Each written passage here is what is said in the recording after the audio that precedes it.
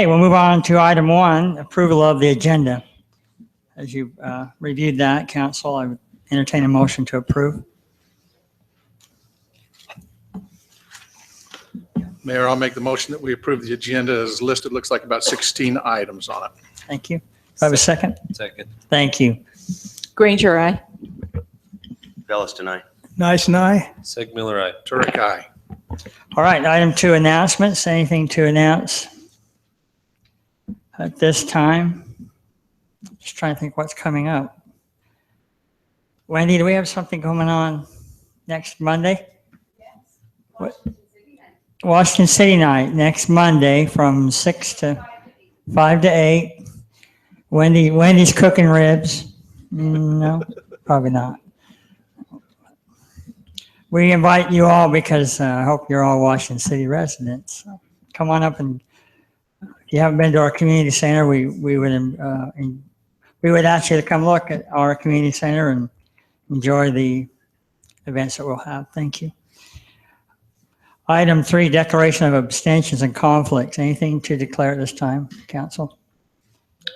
If not, we'll move on to our consent agenda to approve the minutes. Excuse me, city council meetings 8/23/16.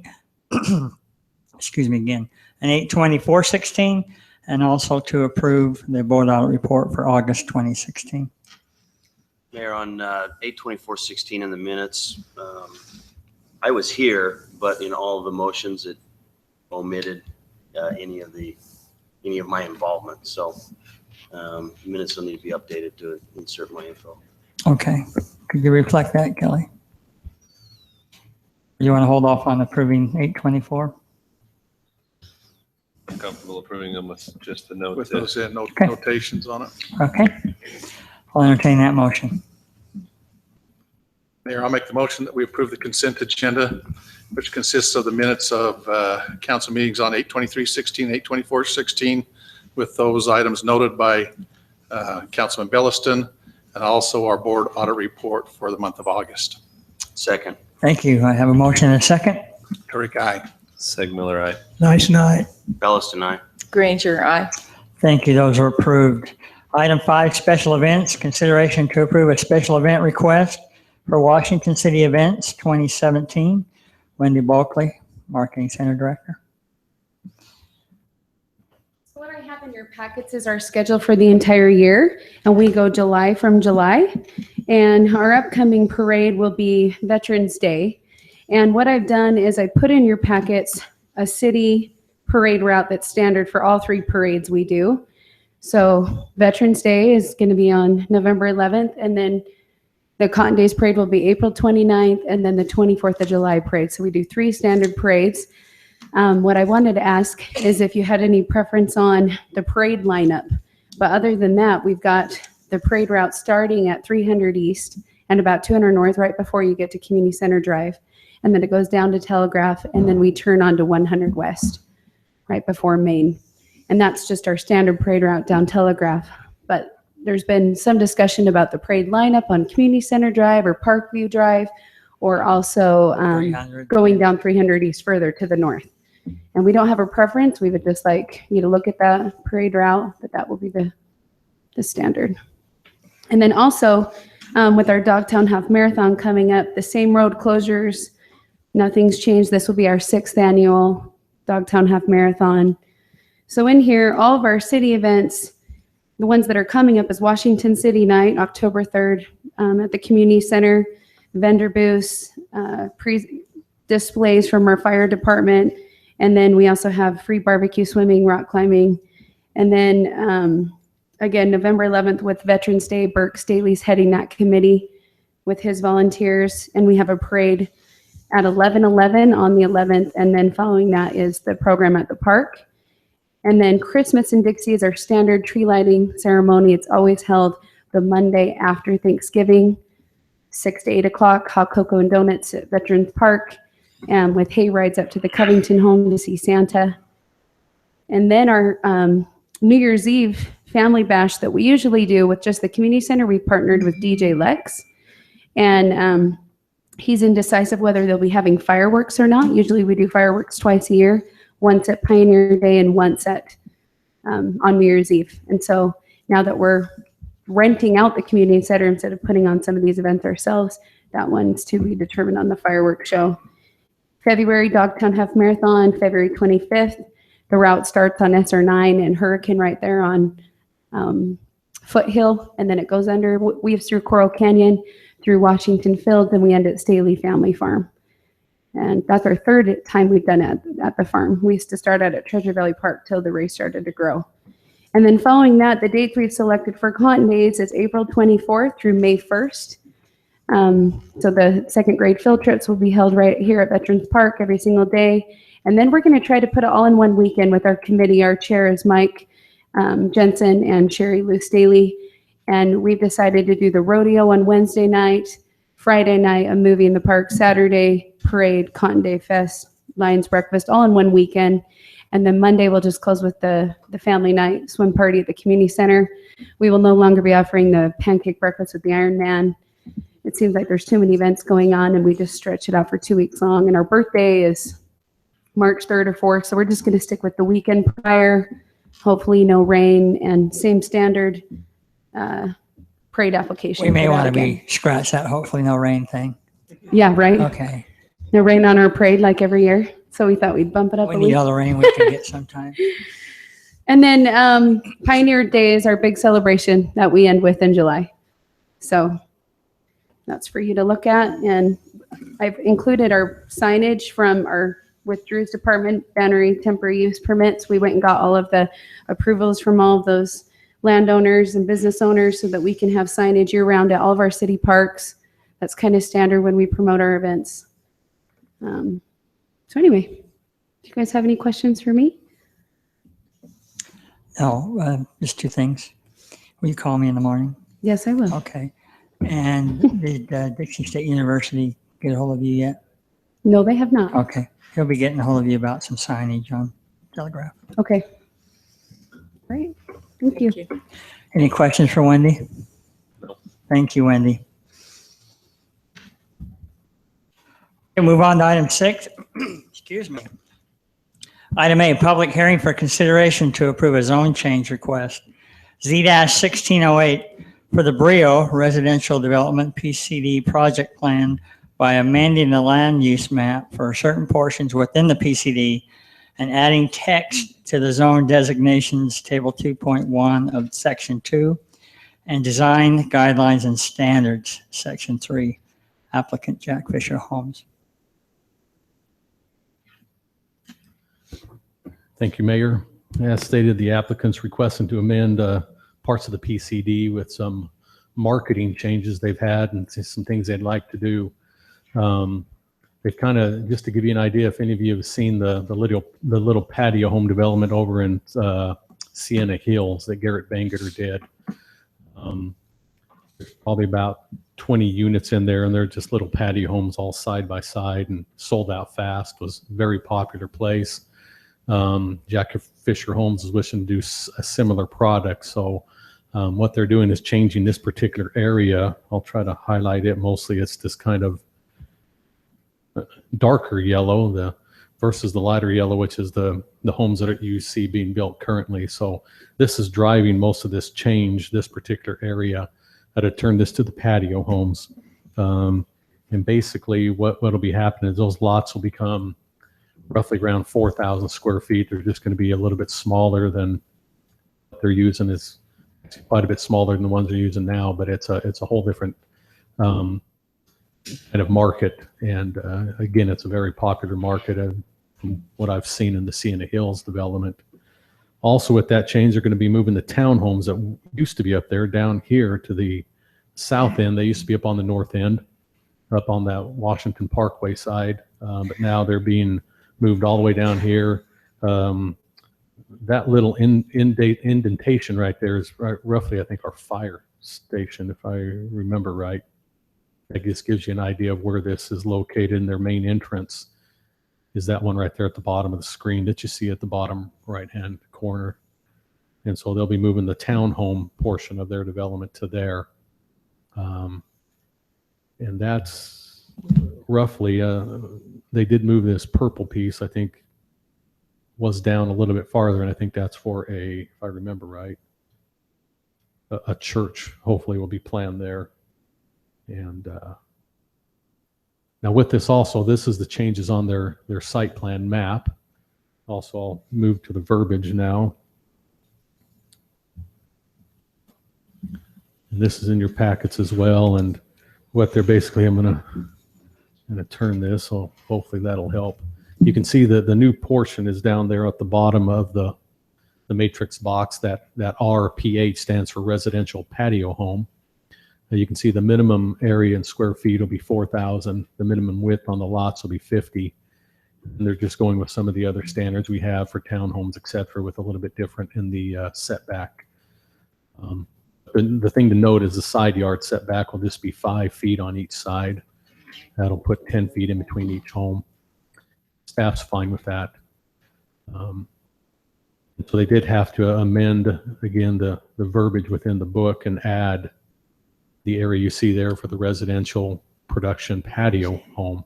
And again, it just states what the setbacks are throughout that particular part of the project. So with that said, that's the proposal that's being brought before you tonight for this amendment, just to make this change within that. You can see it's quite a large area, but they're hoping that that'll be quite a successful area as well. I do know there is a need for that or a desire for that within the community. So being as part of a PCD, we were fine with that. It doesn't fall within our regular zoning kind of standards, but we have done it in the Sienna Hills for a smaller area, and it seemed to work out just fine. And this particular request did go to the Planning Commission. They reviewed it on their August 17th, 2016 meeting. It's been a little while, but we've had a few meetings missed, et cetera. Seems like I almost forgot about this project. No, it's coming up tonight. But the Planning Commission unanimously recommended approval of Z-16-08 for the zone change request, amending the Brio PCD project plan, more specifically the Brio Residential Development Conceptual Site Plan map, and the associated text is found in Section 2, Table 2.1, zoning designations, and in Section 3, design guidelines and standards. This is to the City Council and based on the findings that you see in your report. And I will be glad to answer any questions that the council might have on this zoning change / amendment. Is there any intent to move some of this into short-term rental?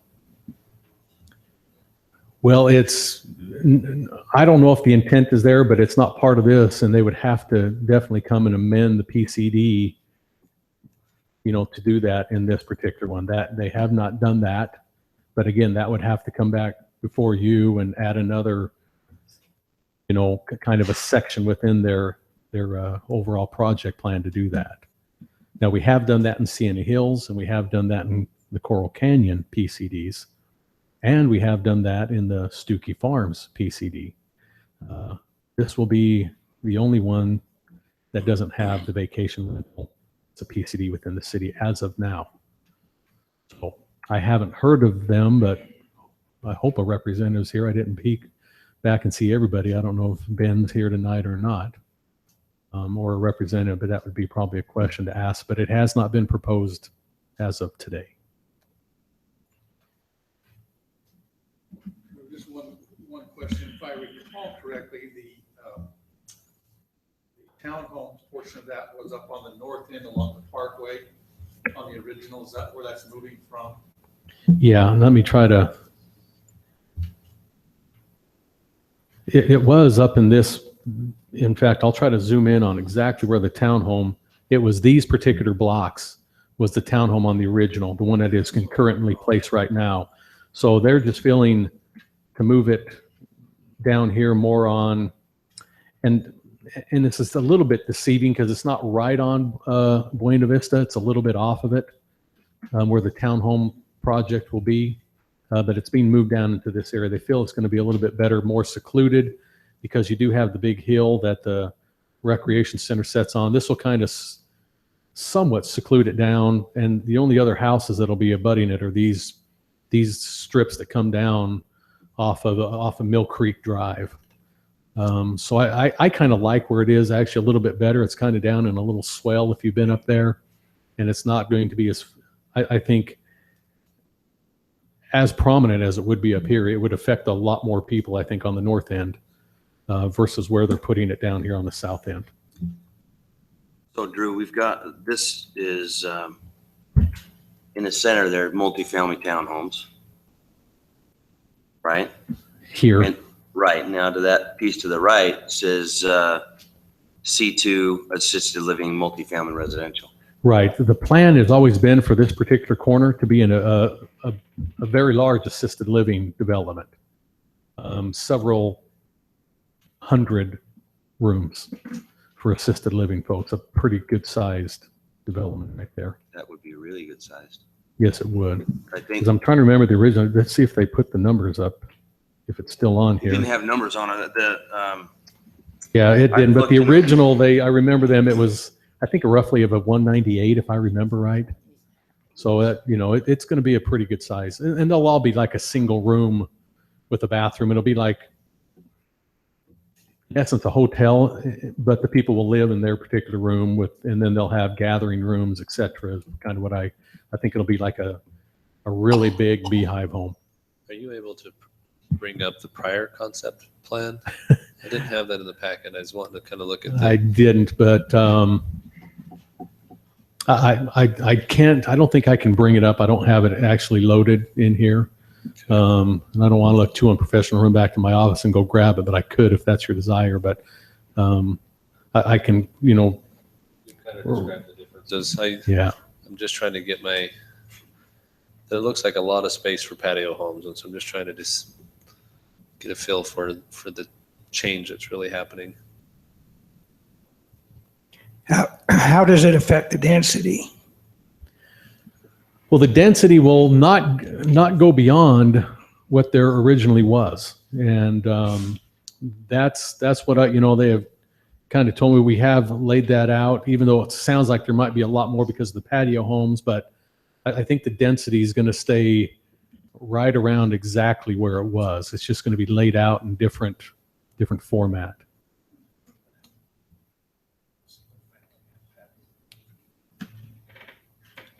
And generally what happens, just to give you a little history on all of our PCDs so far, they come in with this density that's up here and we approve it. And I'm going to give you Sienna Hills as the best example of it. They haven't even come close to meeting any of their densities in all the villages that they've developed. So, which sounds great, but the problem was when you build water lines and sewer lines and everything for an X amount, you've kind of got overbuilt infrastructure. Now, take it and granted they put it in and paid all that, but we have a lot of that. So sometimes I know it sounds good to come in at lower densities, but then there's a lot of utilities that are out there that are supposed to be serving number X and it's number Y down here that it's actually serving. So we're just hoping this one maintains and hits it. What we're seeing there, so just a little bit confusing, at least to me, and maybe it's not really. A little darker orange, not the yellow, it's the orange color, is what we're looking at changing all that to be patio homes. Yeah, let me just go. Because all these TDs are different. The proposal is going to be here. All right. For patio homes. This area right here used to be right here. So it's almost a block. Yeah, so it's showing 330 units. Right. And what did the patio home, that area that's patio homes today used to be? It was the same, Just the residential? yes. And what did the area that's shown as townhomes today used to be? It used to be this yellow as well. Residential as well.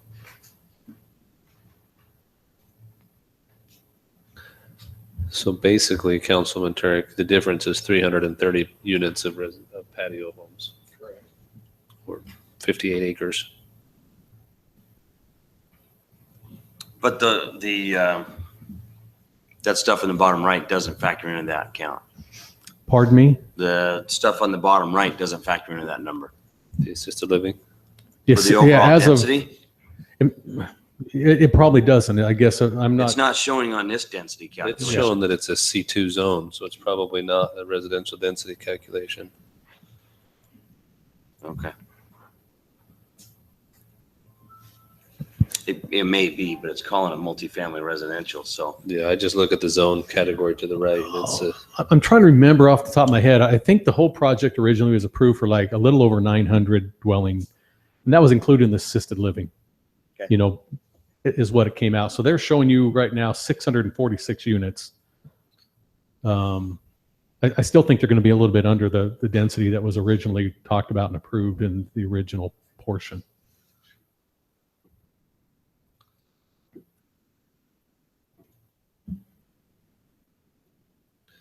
It looks like this was originally kind of presented as maybe a retirement type community. Is that still the target for this change, or what? Yeah, they're what not technically demographics target? calling a 55 and older development. From all I know is their marketing is hitting those folks.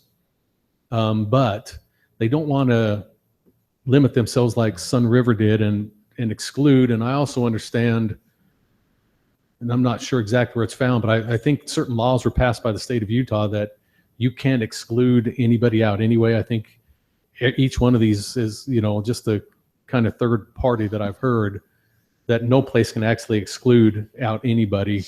So you have to have a percentage, like even a Suncor would have to have a percentage, from what I understand, that would have to be open for anybody to be able to live in. So they're not making this an exclusive 55 and older. I think they're just calling it adult lifestyle community.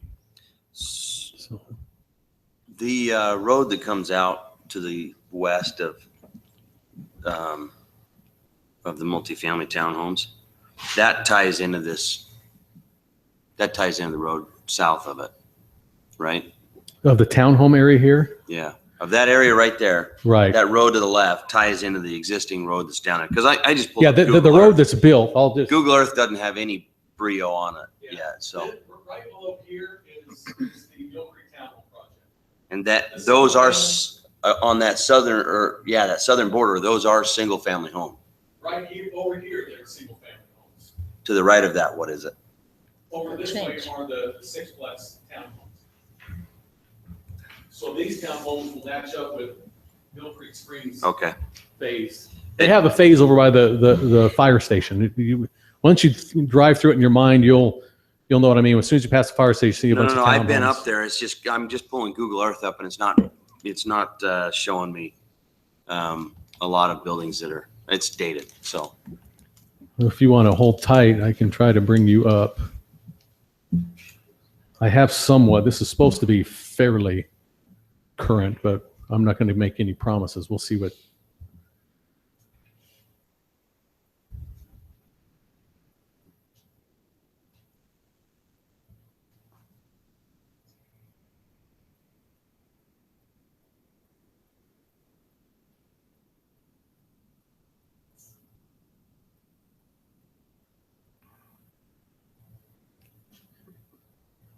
So there's the Mill Creek. You can see the fire station right on the right hand screen, and then you'll see the townhomes that are laid out there. And then right above those townhomes is that red area, the townhomes that Brio is proposing going right in there. Okay. And then these are the single family homes as part of the Mill Creek Spring over here. You know, right there. And But those then back that up road though, goes straight up. That's the road Because you of were the talking. grade change, those back up to open space, right? Yeah, these, yes. On that west side, that's where you start going into that drop in the canyon. It's really quite a beautiful area, by the way. And then I think the city's hopefully going to end up with a little bit of a park down in there eventually. I see where the planning commission talked quite a bit about the parking. Do you think that's pretty well resolved on the smaller? Yeah, I think it is. I've driven through, as long as these folks, and we'll come, and when these plats come in, I think we'll try to make sure we maybe find some places, for maybe a few stalls here and there anyway. But as I drive through, and again, over in the Sena Hills, Garden Homes is what it's actually called. I drove through there quite a bit. I've been through it anyway, and it's almost completely built out now. There's one place under construction, and it's a little bit tight, but I've talked to all the residents that live there, and they all love it. I haven't talked to every single one of them, but I've talked to most of the folks that live in there, at least half of them, with over some other issues. But I just ask them how they like the area, and they all love their neighborhood, and they just.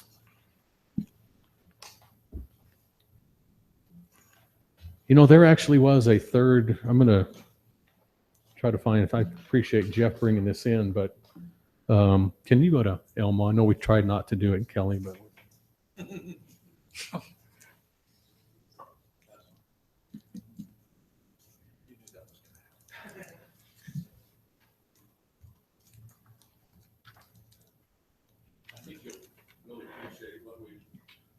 This is where the townhomes were.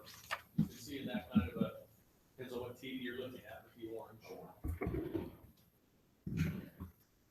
Right here, and then I'm gonna zoom in and we'll find out. I know this was a higher density. Let me go down a little bit.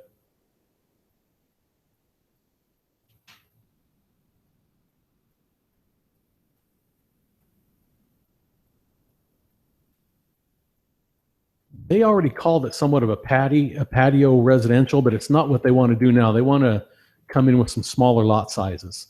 So this was already that particular area. Yeah, that's right here, which is half of what you're. So this one now has, the proposed one has 5.6 dwelling units per acre. And that prior one had 4.6. Right. But it was still a little bit tighter and higher density. So that's where that difference is, that I'm not worried that it's all going. But you can see that we've basically added this particular area here into the patio. And this one did get a little tighter. There's no doubt. I'm not saying that it isn't. But compared to what the original, they did plan on a smaller, unit in here. It's just they want to make them a little bit, after doing their market and seeing what they can fit with some plans, they want to now change all that area and this up here to all the new proposed patio style Can you area. adjust that to the southern border? Okay.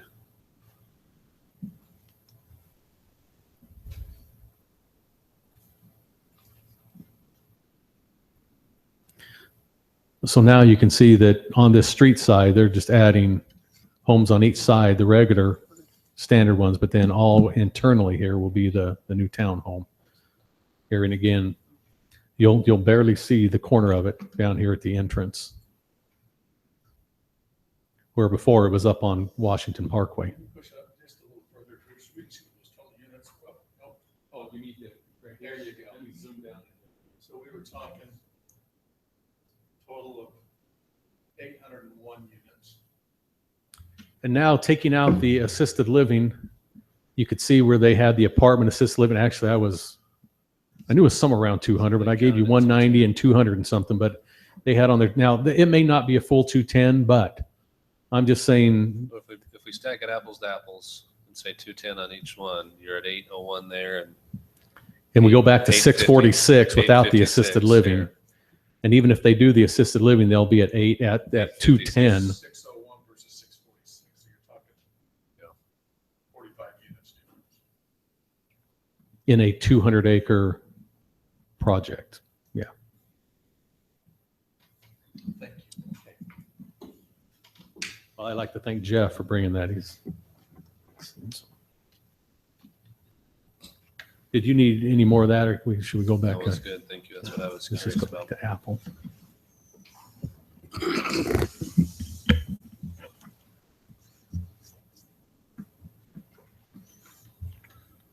Oops.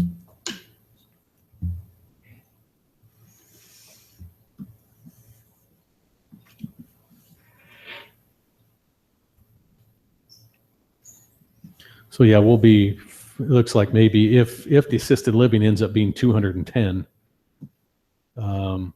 that'll put you at 850 in the original. So it is a difference of 40 to 50 units. I'd like to see, have them keep that updated with those other units on it as well. So, Yeah, I think they might have left off because I don't know if I'm not sure what they're going to, on the assisted living, how they're going to do. I mean, it's still earmarked for it. There's no doubt about it, but I think there might have been some changes in who was going to do what, if they were going to sell the whole thing off, or, and I think they might, because I see an NAI sign in that area right now. I've heard rumors. Oh, okay. I haven't. I'm just saying I've seen a sign. I saw the sign.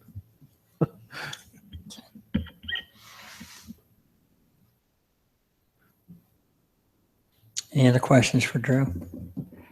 Any questions for Ben? Oh, Ben. If not, this is a public hearing. So we invite any of you out there that have an interest in this project or a concern, you're welcome to come on up and state your name and express the desires of your heart.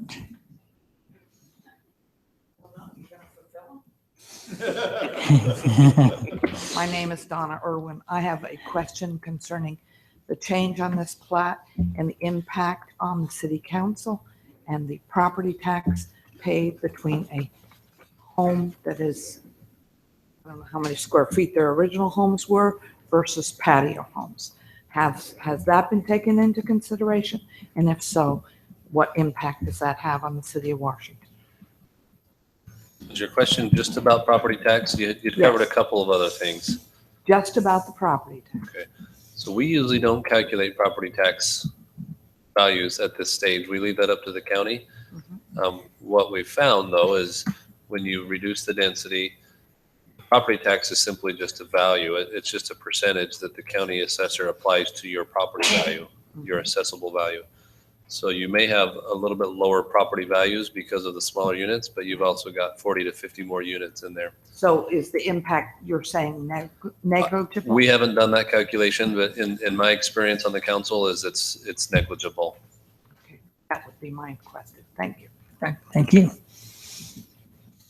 I don't know if we've had that question before. That's a good question. Anybody else? Going once, twice. I'll entertain a motion to close this public hearing. Mayor, I'll move that we close the public hearing for consideration of zone change request Z-16-08. I'll second that motion. Thank you. Motion and second. Granger, aye. Felix and I. Nice and I. Seg Miller, aye. Thank you.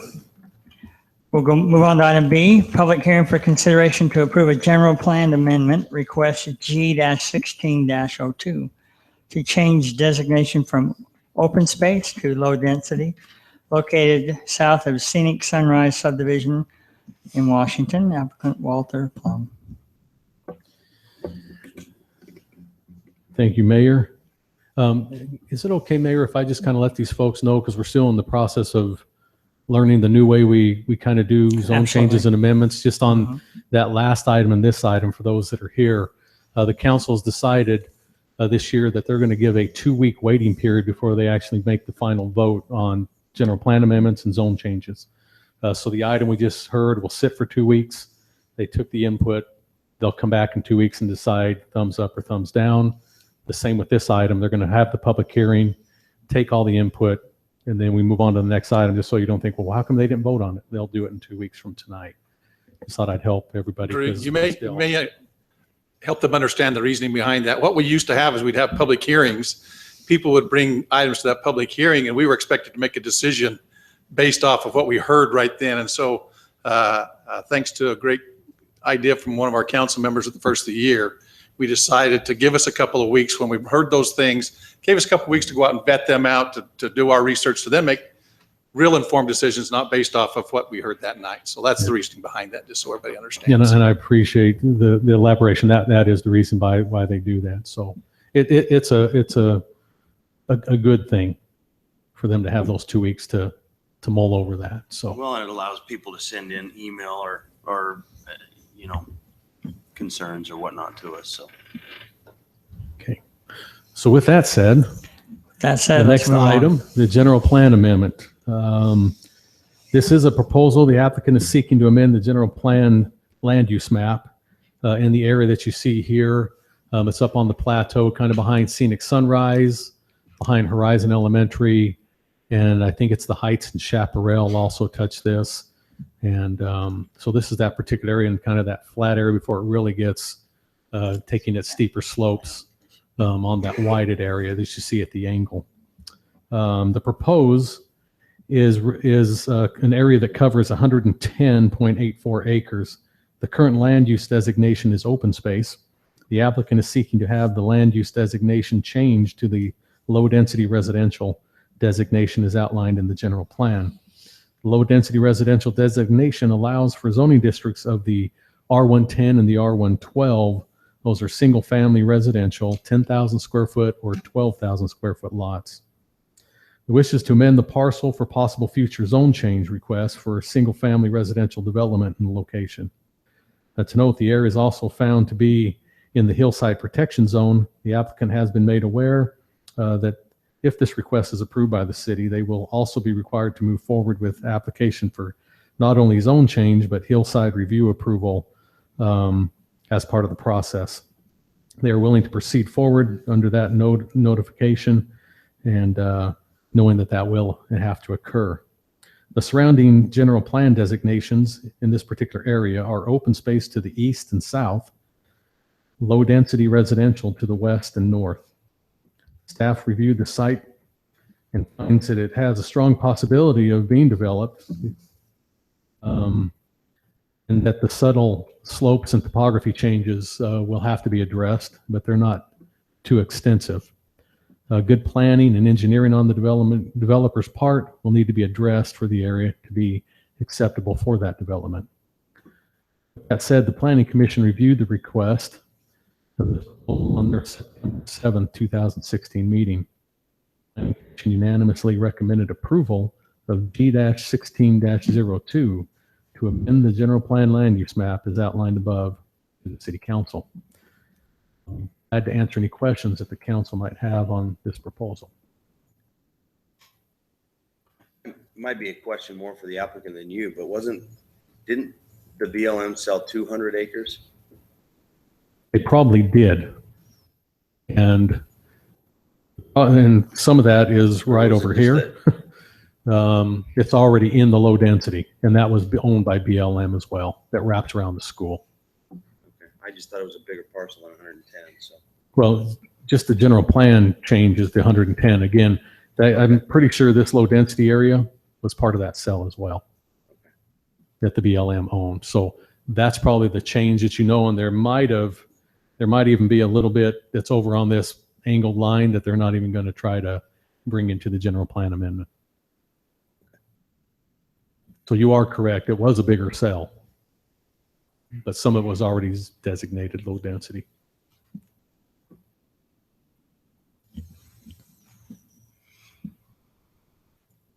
Any questions for Drew or the applicant?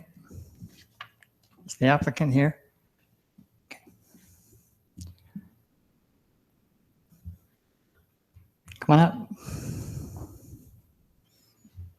Sure, if you have any questions for us or not. Bob Hermanson with Bush and Gudgel. Yeah, appreciate your time.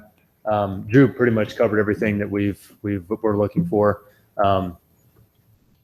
Councilman Belliston was correct. The original, or the actual property is 145 acres. Okay. And then the 110 is just what's not included in the zoning. It's the other part's already general plan, low density, and we're just seeking the same. And that's the property line. They're not cutting it off on the angle because it's hillside. It's that's the whole property thing. line. That's it. Okay. Yeah, that is it. Yeah, which is essentially, if you're familiar with the property, that long diagonal line is essentially the grade break where it gets steep to go up the mountain. That's essentially that line. It's right at the toe of that line. So we don't include any of that area. We're off of it just a little bit by a few feet. What will happen to the rest of that area? That's all BLM that hasn't been designated as developable by BLM. And that's meaning up the hillside, is that what we're talking about? Yeah, and they're going to retain ownership of that. This was deemed as dispensable area by the BLM to be developed. And that's why it was issued for sale. Yep. I appreciate that. No problem. Again, this is a public hearing. Any of you out there? Come on up.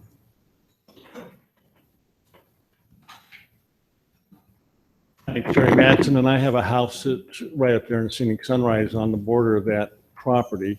Right up on that, Charlie, up there? Yeah. Okay.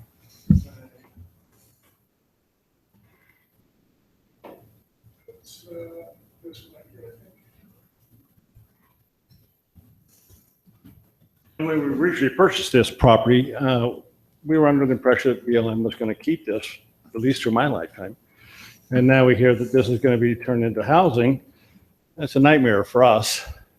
We can just see nothing but chaos, dust, and construction. Means that there's going to be a road, I would assume, pretty far right here, which is where our backyard is. And we go out there every day, we use that property all the time. And so we're not real happy about the whole deal. And I'm kind of interested in the process of how this all works. If this property's already been sold, the way I understand it, so the developer, if this doesn't get approved, what does he do with that land? Can I ask him that, or? Well, from the city's point of view, if this doesn't get changed, it stays open space. Correct. Oh, so he just ends up with whatever he paid for the property. With open space. Open space, and he can't build on it, he can't. Well, there's some allowances with an open space. You couldn't make it into a neighborhood, but the open space has some allowances. For building? You can put like, what can you do on one per? Well, I'll tell you one thing, you can go in there as a recreational bike. Have BMX and Or motocross track or. Yeah, and so for recreational purposes. open space doesn't mean wilderness, I guess is Okay. what I'm trying to make Yeah, sure you and understand. it probably does not allow for everybody just to have free access to the property. Well, the one thing he could tell you to do is put up a no trespassing sign and stay off. Correct. That's the difference between a private owner and the public owner that you've enjoyed. Okay, even if it's considered open space? Open space just governs his usage of the lot. It doesn't govern the public's access to the lot. So as of right now, we don't have that access to that property? It's private property. It's at this private point, if it's been property. It's sold. private property now? I don't know if the Where it landfill, used to be Yeah, if it's BLM. been, so yes, as far as. I don't know if what the property sounds like- owner signed it or kind of make it an issue to trespass it or to watch it. But yeah, it transferred from public ownership to private ownership. And that's already been done? Yeah, and that happens. And that's all outside of- legal, huh? That happens BLM just can do that anytime they want to do Yeah, it? they don't ask our permission either. It happens outside of anything that this council would do. Okay. But then it would have to be posted, because I know a lot of people that use that, for recreation and walking and hiking. And I was surprised that he plots that out, that isn't very, deep terrain. And I hike it every day, and it is deep terrain. It's deep terrain right down to the back of my house. I mean, there are hills that throw shadows all day long. I really don't see how they can develop that, even that property there that they have outlined. But that isn't here nor there. I just like the access to the property, and mainly interested in how this process works. And if there's a way we can put in a nay vote to the whole thing, that's what we would want to do. Just maybe to help explain, this is the first step in any process. The property, when it comes into the city, has to be general planned. This one was general planned open space, and this application tonight is to say, okay, we desire to have something done different with this. We're bringing this application before you. So it starts out with a change in the general plan. Is what we're doing tonight, or hearing tonight. Following the general plan then becomes the zoning, which then says how dense or how the units could come into there, what they may look like. And then once that's done, of course, then plats come in and subdivisions begin to be built, basically. That's kind of the process. Okay. If he posts that no trespassing, then that's pretty much, that's what Well, we've got to it's no abide by. different than your private lot. I mean, ultimately, Exactly. that's his private lot at That's this his point, so he that's can their do whatever he private land. wants Now, is that, within those parameters. As far as development or whatnot, of course, the city becomes a partner in that, in allowing development to happen. But as far as usages, as far as who can come across there right now, he can tell you, no, you can't step Right. across the line. I know there's a road there that's probably, it's got to be open because it's the road that goes up to the water tower. And so I would assume that right of way is still going to exist. Possibly if it's a deeded right of way. I mean, easement. So An it easement. sounds like it would stay in place if where it's been an Yeah, so we can easement use that's that, been but that's recorded. about it. Yeah, as long as it's been Until recorded you went easement. down to the corner here, and then you could hike back up along that corner, because that's still BLM, right? All this. Yeah, the lighter That's- color. Yeah, It's- that's, as it's been presented tonight, yes. So that, and that, that's just a little walk down for us, but as long as that road stays open and you can walk down that road and come down to that corner and then get onto BLM, you're free to do that. Because that one corner there is private property. There's a 5-acre lot right there on the corner that is private, and that's been posted. But that's been owned for quite a while, so. Yeah, you walk into an interesting thing that we run into fairly often that says, I was told this was never going to change. Well, I understand, and And the only thing I that we understand guarantee is BLM. change will happen sometime. And I understand somewhere. BLM, and I understand how it goes. I just never thought that anybody would want to develop that because it is so. The one party we never have at these hearings are realtors. That's right. And they're the ones that often get questioned in things they say to sell a house. And you know what? A realtor at the time you bought your house probably looked at that and said BLM and maybe assumed that the BLM would never do anything with it. That's correct, and that's exactly how it was sold. And that was actually one of the selling, one of the ideas when they were selling it. That's what interested us. We liked it. We have dogs and we go out walking and hiking, and it's a really nice perk that just went away. Yeah. And that's just on that side. But the mess that this is going to cause if they do go into construction is just, it's all sand and nasty. And it sounds like, I don't know how many houses, but how many acres? 100 acres? Well, and that's, a lot of that depends on, what we're doing tonight, what they've applied for is low density, which would allow lots as small as 10,000 square foot. Yeah, In zoning, that's what we got. You'd be seeing If they those. come back, there's still another process through that, which is another public hearing process and whatnot. So, yeah. Okay. So I have, thanks. Thank you. Thank you for your comments. Councilwoman Granger, were you going to say something? Anybody else? Thanks, guys, for coming.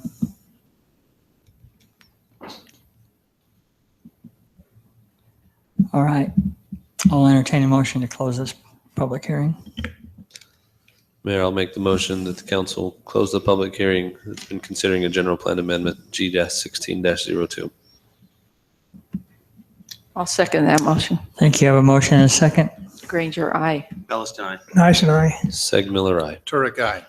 Thank you. Move on to item C, public hearing for the intent to consider declaring a significant parcel of city property as defined by the Washington City Code for exchange/sale to the School and Institutional Trust Lands Administration, SITLA, for equivalently sized and valued parcel of SITLA land. Property is 1.5 acres, located at approximately 595 West, 1860 North. Kelly Carlson, Power Director. Thank you, Mayor. I'll give a little background on this, and then I'll put up a slide for the public to view and see what the land trade looks like.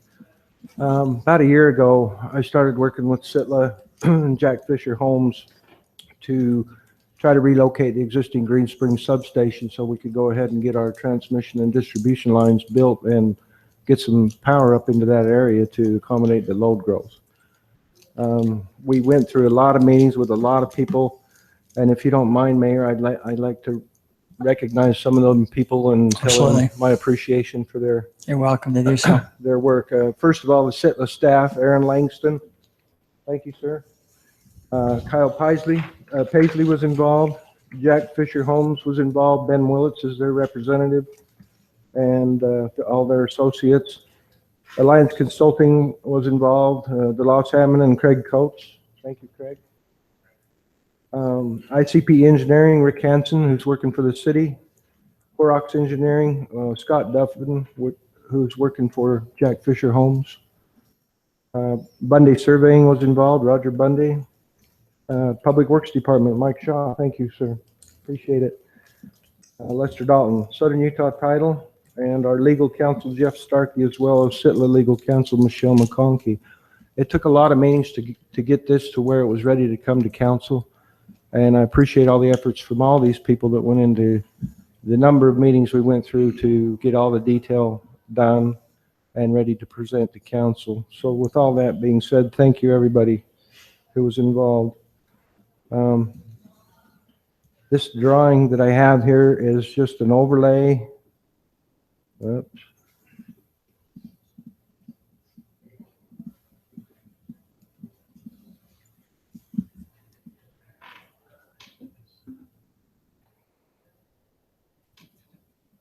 Shows me up.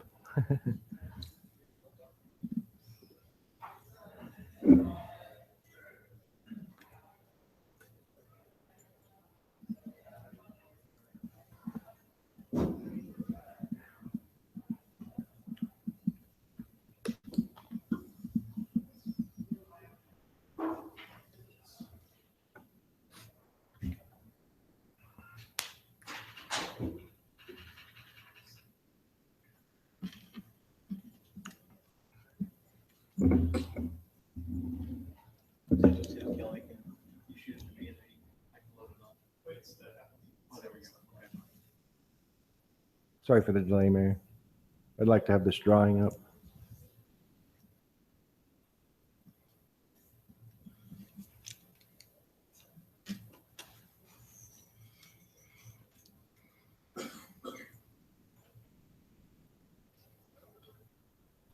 Want me to hit it?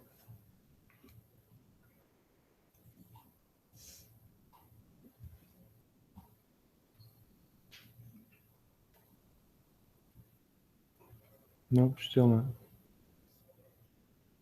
Let me jump out of it and go back.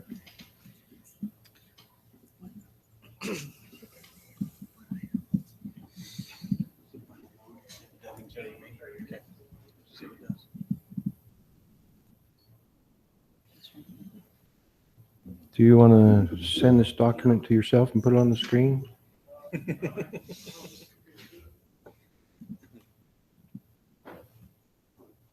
Mine loaded. Shoot it to me. If you send it to me, Kelly, I'll throw it on mine.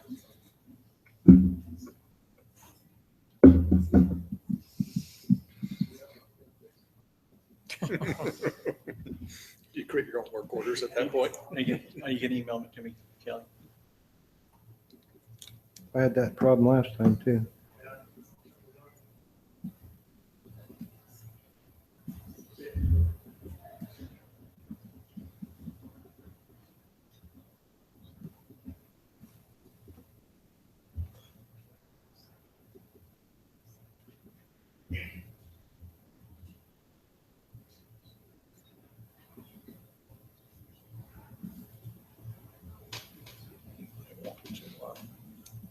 Refresh.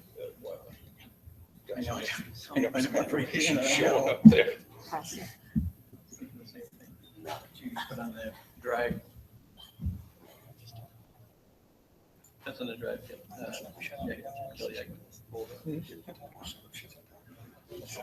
Counselor, would you see if you've received that? Did you email or throw it on the drive? Emailed it.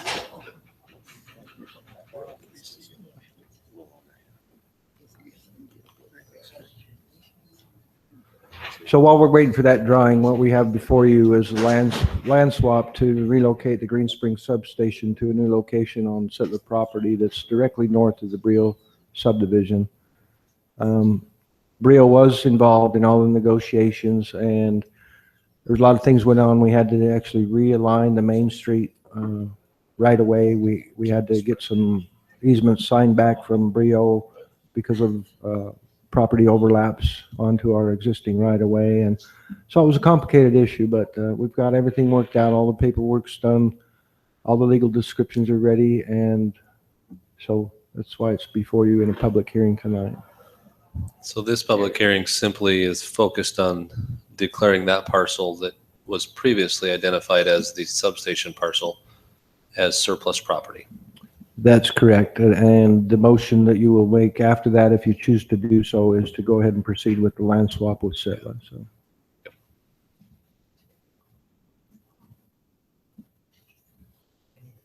I apologize for the delay. It's a new laptop and it's been giving me a little trouble. Is it coming up there, Kelly? Okay, so what you're seeing there in the very top corner of that drawing, there's a box, a black box.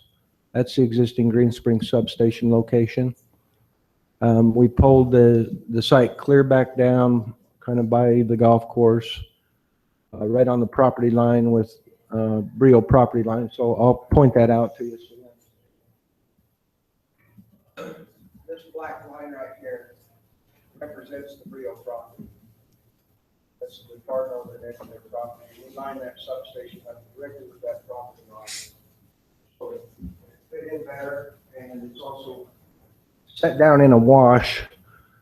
There's a lot of earthwork that has to go into that, but Jack Fisher Homes has agreed to work with us on the earthwork to get the dirt relocated at a far less expense than if we were to try to tackle that ourselves. So there's some good concessions from all parties involved here to make this happen. So with that being a public hearing, I'll relinquish the podium, Mayor.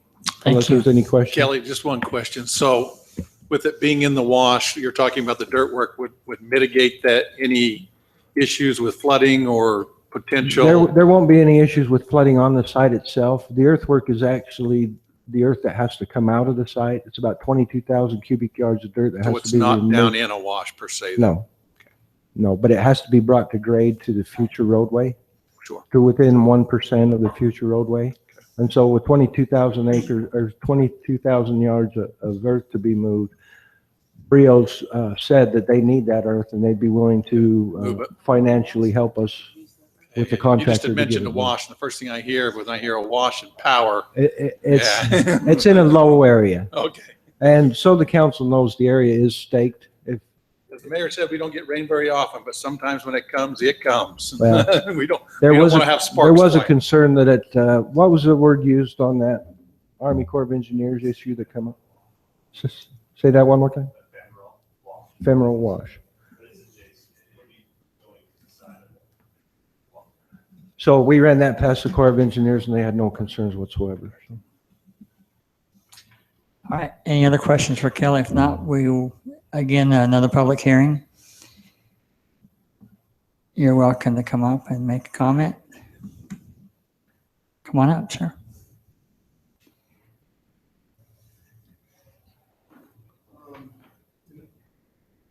John Bodden, I live in Green Springs. Thanks, John. When you show us these maps, they really don't talk about, and I haven't heard anyone state how they're getting power to and from these substations, whether or not it's going to be buried or overhead. And that is a view area.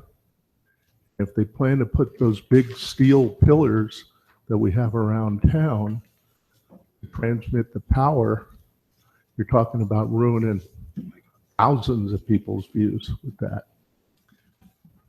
One thing that has been brought to us is by the fact that if this swap takes place and we move that, those poles would be overhead, but they would be a much smaller, lower profile pole that we'd able to, I think where the blue line goes up, somewhere up through there, we'd still have to have some transmission lines up through there, but they would be a much lower, smaller profile pole than the big, large poles that we would have to pull if we left it where it now sits. Is there an option to bury those transmission lines?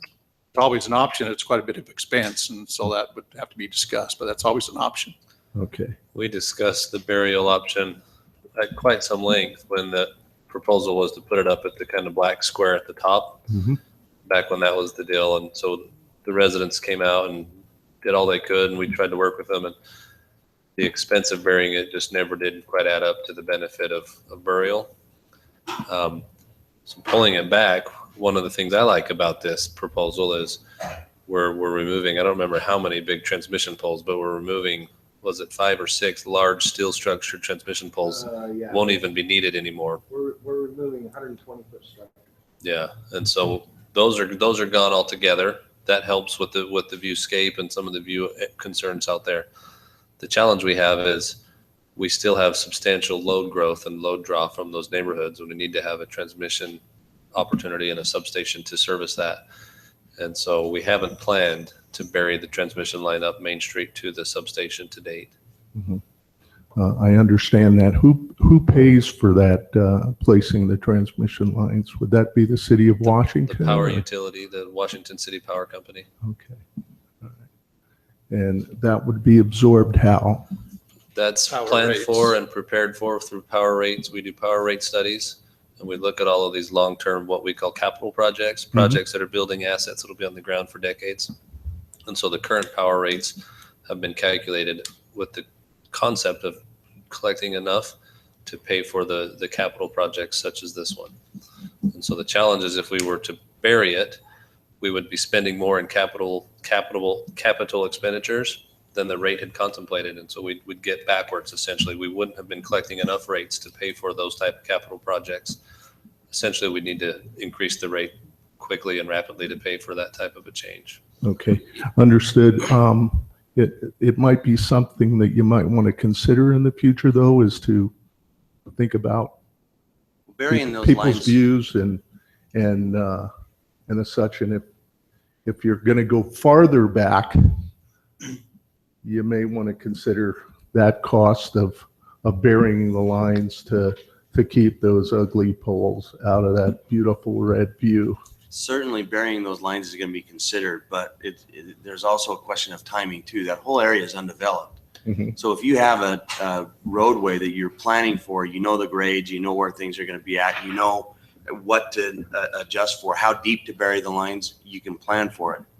In this case, you know, until the development comes, you've still got to get power up there. Mhm.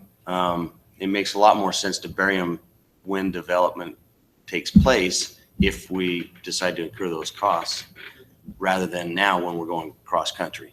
We also might want to consider placing some of that cost on the developer.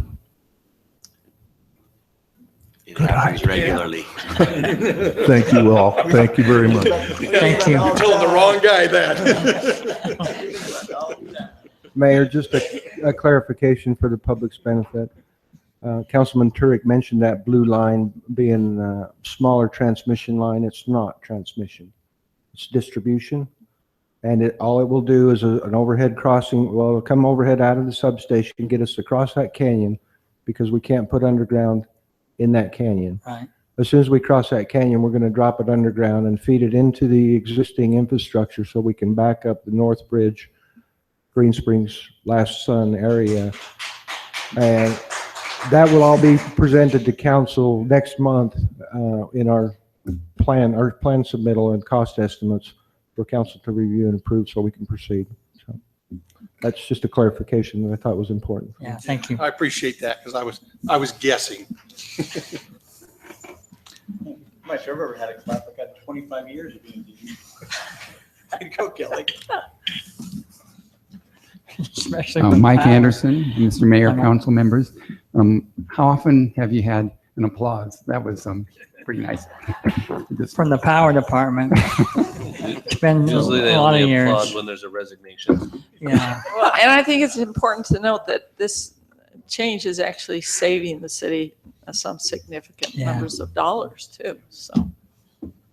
So with your permission, I'd like to read part of an email that my daughter sent to you because I think it captures a lot of the feelings of a number of the residents there.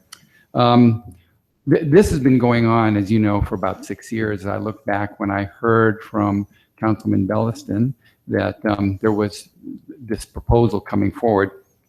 And so I look back, I'll read what she says. Over the past 6 years, you and your staff, the city, attended countless meetings, spent dozens of hours working with the people from other city departments, representatives from SITLA, developers, archaeologists. None of that tireless activity is consistent with a city that does not care about its concerns and preferences of its residents.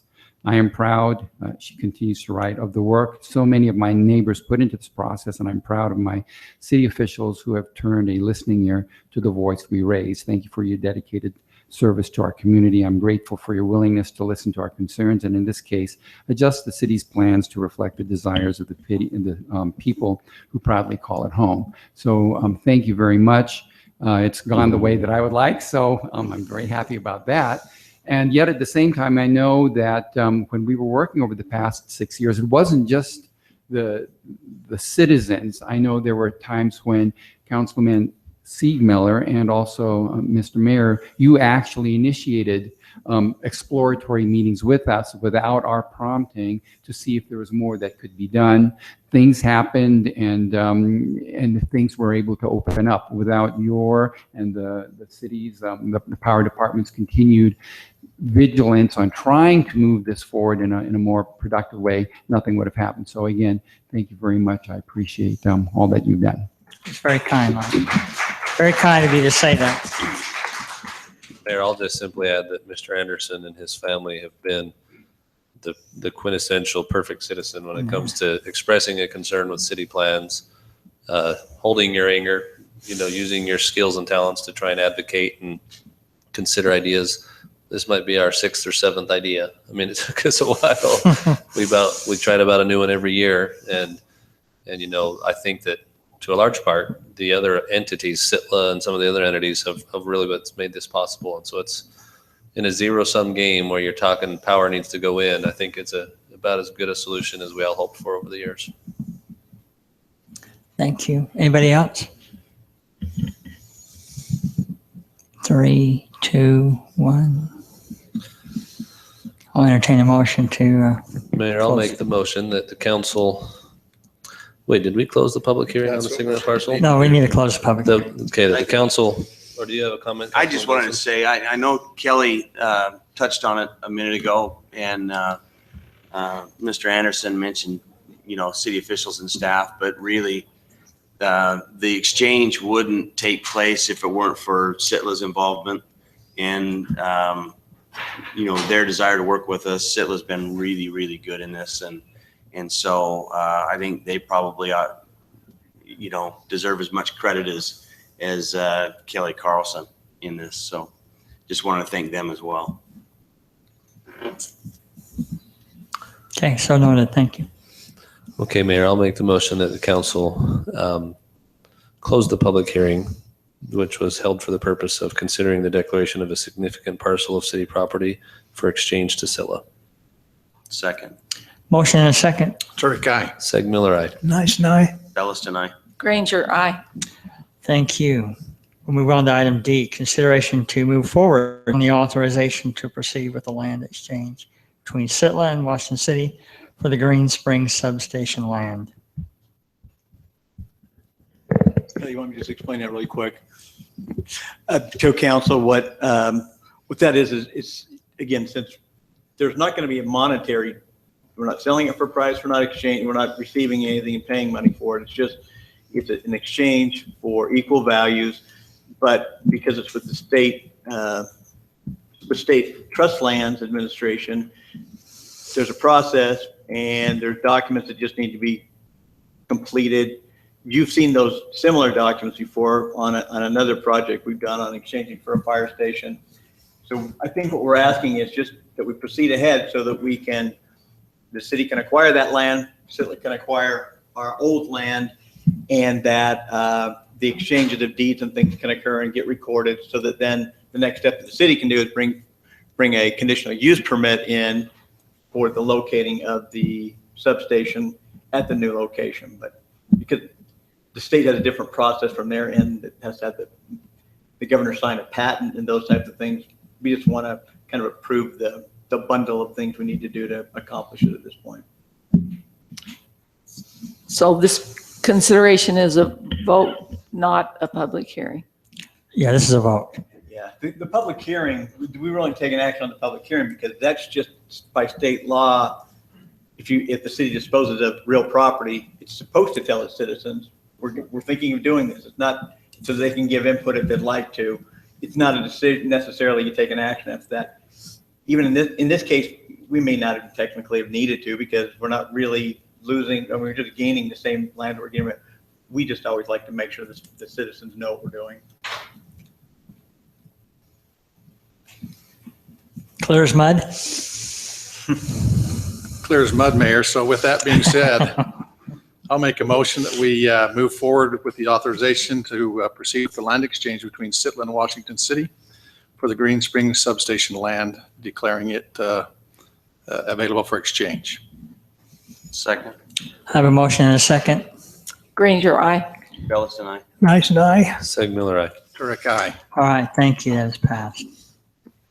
Item E, public hearing for consideration to approve the vacation of a portion of Park Center Drive located in the Coral Canyon Town Center area, approximately 2261 North Coral Canyon Boulevard. Applicant Jack Fisher Homes and Sitla. Thank you, folks. Have a good evening.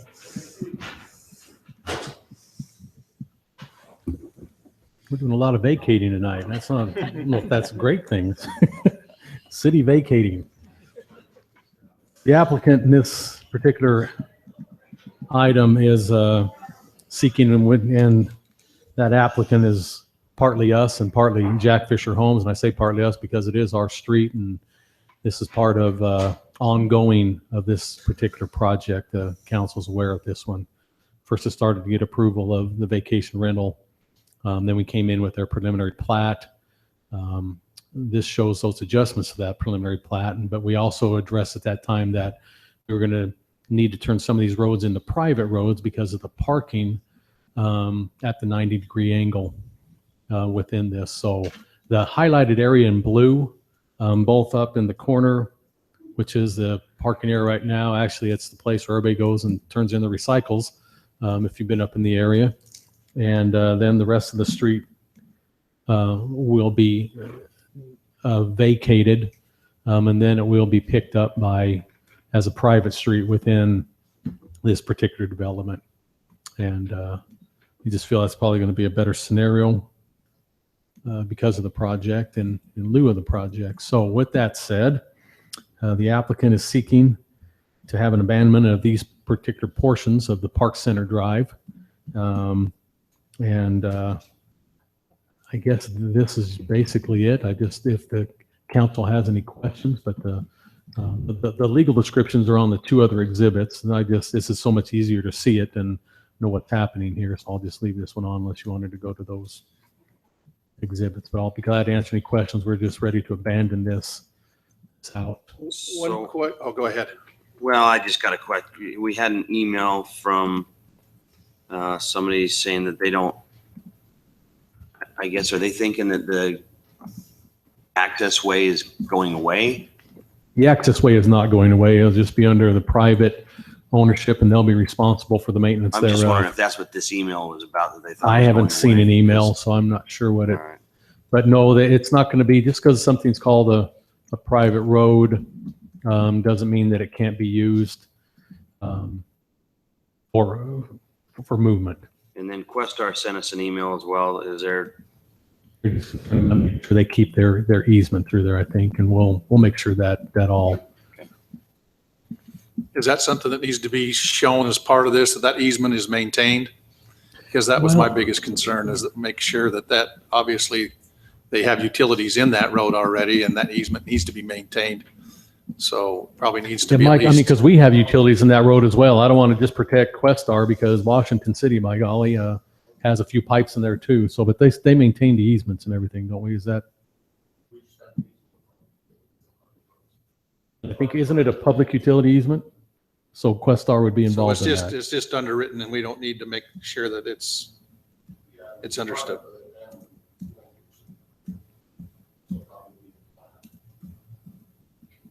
And we'll make sure when that's recorded at the county that I know we'll make sure that it's recorded and that the public utility easements will stay within that area.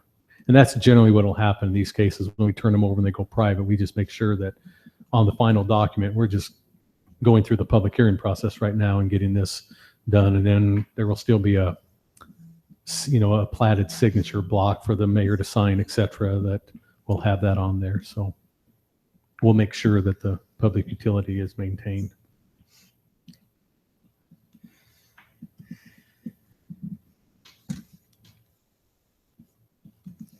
Any questions for Drew? Okay, against public hearing. Anybody out there have a concern or a comment on this particular item? Just a question, because our office is right adjacent to that. The parking seems pretty small, but I don't know. I'm sure it's been addressed, but I'm just asking. You ride your bike. Well, I'm hoping they do too. So. But just because our office has, we have we have enough for our office there. It just seems like there's a very, very few for how many townhomes, vacation rentals, and it's all going to end up in our parking lot. So, Well, there's a fair amount more parking than when it originally came in. and I don't know. I'm just asking. So, well, okay, I don't know. That's why I'm just asking. It just seems One of the small. areas that we pushed them on quite substantially was parking. You'll see those 4 diagonals in the middle. Those are there because of the way we pushed them. There will be parking along the private street. It's now shaded in blue. There will also be garages and a driveway to each of the units. So that makes sense. Is there parking on the back alleys, Drew? Remember if there was Just entering and out of the okay. garages. Well, that makes sense. If there was garages, I didn't. One know of the if there worries we had garages. was, jet skis or something, right? And so we Yeah. asked them to put those long ones in the middle. Well, and We also added quite a few on that triangular part, added quite a few of those turnouts there too. So. Okay. Well, I'm sure you guys have addressed it. I It's a good question. just curious. Okay. Thank you. No, thank you. Anybody else? Okay, I entertain a motion to close this public hearing. Mayor, I'll motion that we close the public hearing for the consideration to approve the vacation of a portion of Park Center Drive located in the Coral Canyon Town Center area. I'll second that motion. Motion and a second. Turek, aye. Seg Miller, aye. Nice and I. Bellis and I. Granger, aye. Thank you. We'll move on to item F, consideration to approve an ordinance to abandon/vacate portions of a platted road, Park Center Drive in Washington City, and deed the property to the adjacent property owners. Drew, we're not seeing this. This isn't coming in for plat today, right? It's just, all we're doing today is a vacation. Right. You got You actually already approved the preliminary plat with those changes on, with those and that's with the modifications on. You can see that little red area down there in the bottom corner. That's where that extra, we asked for that emergency, portion to come in. They've adjusted the parking and they've added, you can see the 4 diagonals for the recreational boats, et cetera. So yeah, this has been amended, and you can see up there, up in that top corner on those first 3 units, you can see how that got changed and added those parking stalls that wasn't part of the original. And so this is the modified preliminary plat that you approved several weeks ago. Okay, I just didn't know if we were doing two things. No, tonight or you're not just approving the that. That plat was already approved. We're making the road situation now. And so when they come for their finals, then they'll be able to turn these over to private and even if we can always make sure that those public utilities are taken care of in that private road at that time as well, when the final plats are recorded. So, Probably wouldn't be a bad idea, just put it in as part of the motion. yeah. Then it's on the record. So yeah, you're not approving the design. They're just using this. I brought it up because it's so much, out of looking at the other exhibits, this one's a whole lot more clean and clear, and it just shows the area that's being done, with that abandonment. And so that's all this exhibit is doing, is just showing that for clarity. Okay.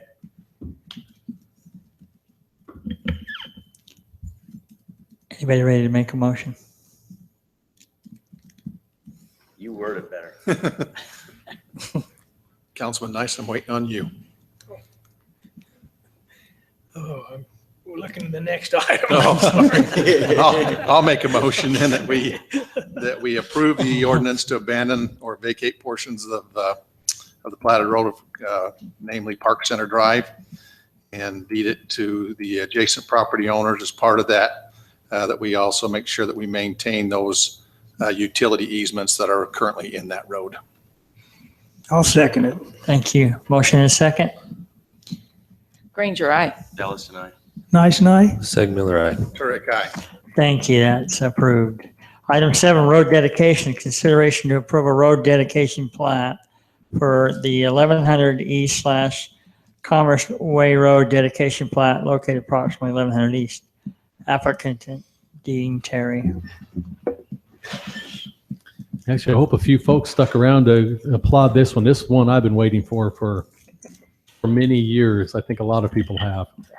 The applicant is indeed requesting the dedication of the portion of Commerce Way and 1100 East. right here at this particular stretch. I think we're all familiar where this is, up by the Bluffview Townhomes. Is this that It's on the portion south of- end. It's been our highest traveled dirt road for Yes, years. it is. And it's also had a lot of, people have been brave. I'll have to commend them for that, for some of the wash ruts that were over the years. But this is probably the most traveled dirt road in Washington City, soon to be not. And Public Works has reviewed the plat, they approved the design. Staff has reviewed it. Public Works just wants to make sure that all improvements to be installed are bonded for prior to the recording of the final dedication at the county recorder's office. So with that said, the Planning Commission reviewed the request at their September 21st meeting. Planning Commission unanimously recommended approval of the road dedication plat for a portion of Commerce Way and 1100 East, as shown in the exhibit.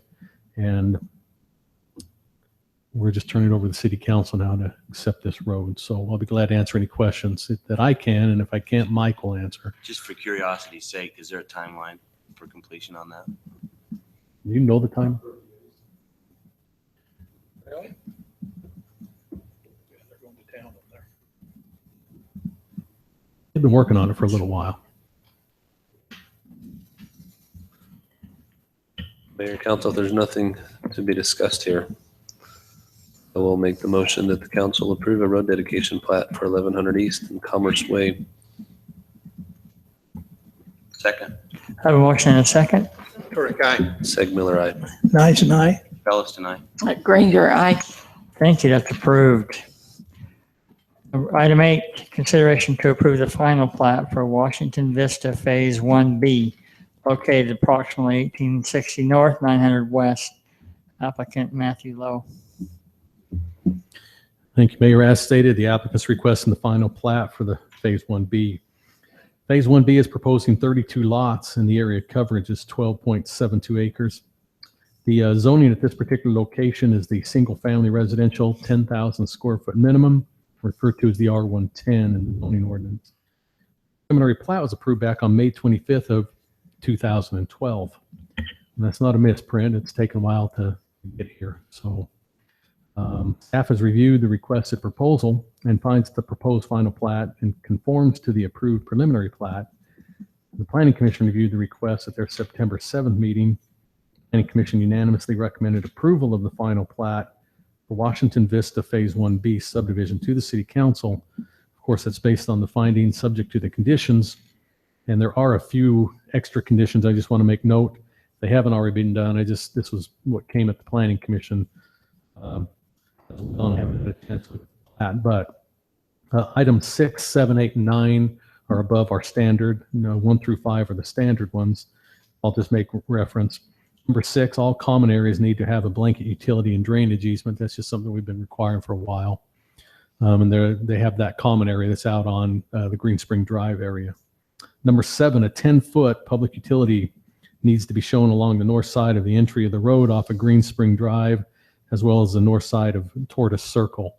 And we talked about this at the Planning Commission. We can probably do this in 2 different ways, and we'll just take care of it to make sure Public Works gets covered on that until the subsequent phases come falling in at a future date. And number 8, all roads need to be labeled as public roads. And number 9, reference needs to be made to the geotechnical investigation report in the general notes, and we'll make sure that gets on there as well. With that said, I'll be glad to answer any questions that the council might have on the final plat for Washington Vista Phase 1B.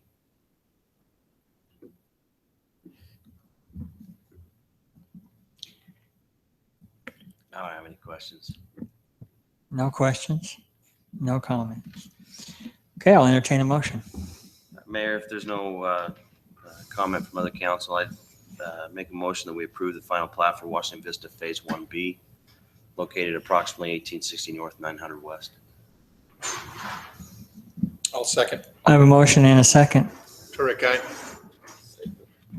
Seg Miller, aye. Nice and I. Bellis tonight. Granger, aye. All right, thank you. We'll move on to item B. Consideration to approve the final plat for Brio, Phase 1C, located along Via del Sol, approximately 1,000 North. Applicant Jack Fisher.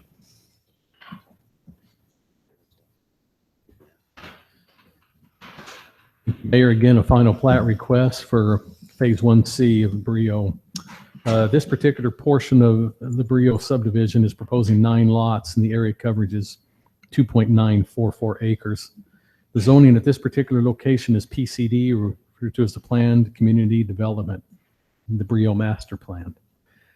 And staff has reviewed the requested proposal, and the plat conforms to the approved preliminary plat. And the Planning Commission reviewed the request at their September 7th, 2016 meeting.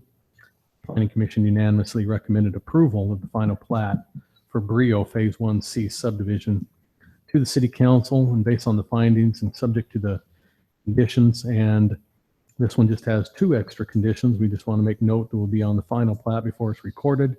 All detention areas need to be shown in their respective locations, and PUEs along the public street are incorrectly labeled as rear lot and need to be corrected before moving to the City Council before review. And there are just some little notes that we kind of pointed out at the Planning Commission. Try to bring one of those up. Hey, Drew, this is just from my curiosity. CUP's timeout and other things timeout. Do the preliminary plats timeout? Preliminary plats do time out if you don't do any phases at all. If you bring in at least 1 phase and get it recorded, then your preliminary plat goes indefinitely. Okay. That's the difference. So, I asked because the last one was 2012, and so. and phase 4, which was part of, came in actually before phase 1 did. That's the one that you have a few homes in. So that subsequently carried Washington Vista all those years because of phase 4 coming in when it did. So I think that's a very good question, because that's why, I make notes sometimes. It sounds like it's a long time, but every once in a while, it takes a while to get subsequent phases that come in and get recorded because of whatever happens. But anyway, the one note just right here, and it's simple, they'll fix this. 10-foot public, PUE and drainage, typical rear lot lines, and that's actually the front lot line. We just got to make sure that gets cleaned up, and then we'll have all the detentions to be shown in their respective locations as well, because there's, I think, an area down here, an open space or something, but Lester just wanted to make sure that note's on there, and so I did it. Any other questions for me? Any concern with Brio? I'm assuming they were part of those notes and knew what Lester was asking, I'm assuming. Yes. Okay. Okay, ready for a motion? Move approval of the final plat for Brio Phase 1C located along Second. Via del Sol, approximately 1,000 north. Sorry. Second. Thank you. I have a motion and a second. Ranger, aye. Belliston, aye. Nice night. Segmiller, aye. Turek, aye. Thank you. That's approved. Item 9, plat vacation. Consideration to approve a plat vacation for a portion of lot 410 of the Buena Vista 4, fourth amended subdivision located 679 West Fairway Drive. Applicant JT Custom Homes. Drew, maybe just a clarification before you start. The agenda says 410. The plat map says lot 401. Well, it should be 410 because this is the plat map. Well, I think Mine shows 410. This map title at least says 401. So is it the title that's wrong? Is it the lot that's wrong? Or what? Okay, where's the 401 at? Right in your title right there at the top of your screen. Oh, yeah, I don't know how. I think Denise Rotero, when they're entering that, it should be 410. Okay. Sorry, yeah, the PDF is labeled that in as it's stored, but yeah, I think the report But the actual plat and the plat is 410 The actual and motion is. okay. Oh, I see it now. Where you I'm Agenda just items correct, right? that might be one of those inverted. That's also the description on the folder that we see. So that's. Oh, is okay. Yeah, so I guess once that goes out of my hand, I mean, Most of that lot 410 is wash anyway. yes. Is it? There's it's only not a- buildable, is it? Well, if you come out here on Fairway, I'm trying to remember. It's It's not Quail Fairway, Ridge. it's Quail Ridge, yeah. Should be Quail Ridge. Because I went and looked at that just to make sure. Yeah, and where this is, there's a little bit, but they can't do anything out on this area for sure. But I think there would be an area if they try to flatten off way up here. It's a massive lot, you know, at 2.234 acres. But I think out on the street side, they could get an area. They'd have to build up a bit, I would think, and retain. So I assume the owner of that lot just sold them this little parcel to extend Yes, theirs. the owner of the lot lives in Washington State. It's the Fawcett's, John and Pat, that own that. Just to give you the quick history, because these are your next two items.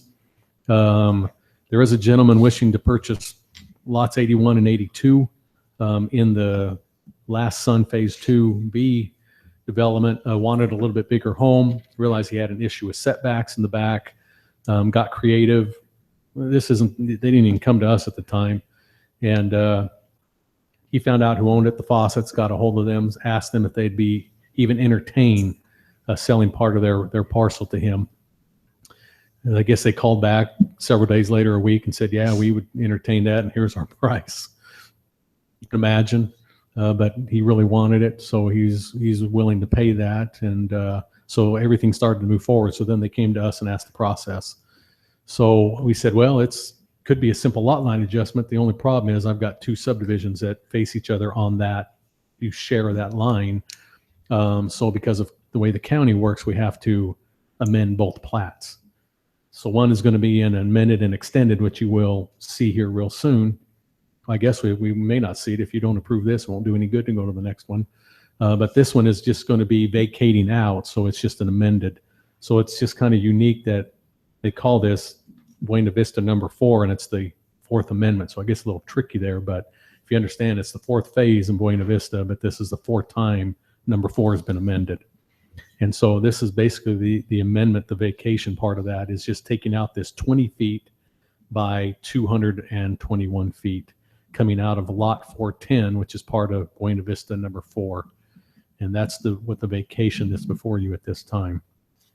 I've walked the property, just for everybody else, it materially, it's not gonna, you won't even notice a difference up there. No, you won't.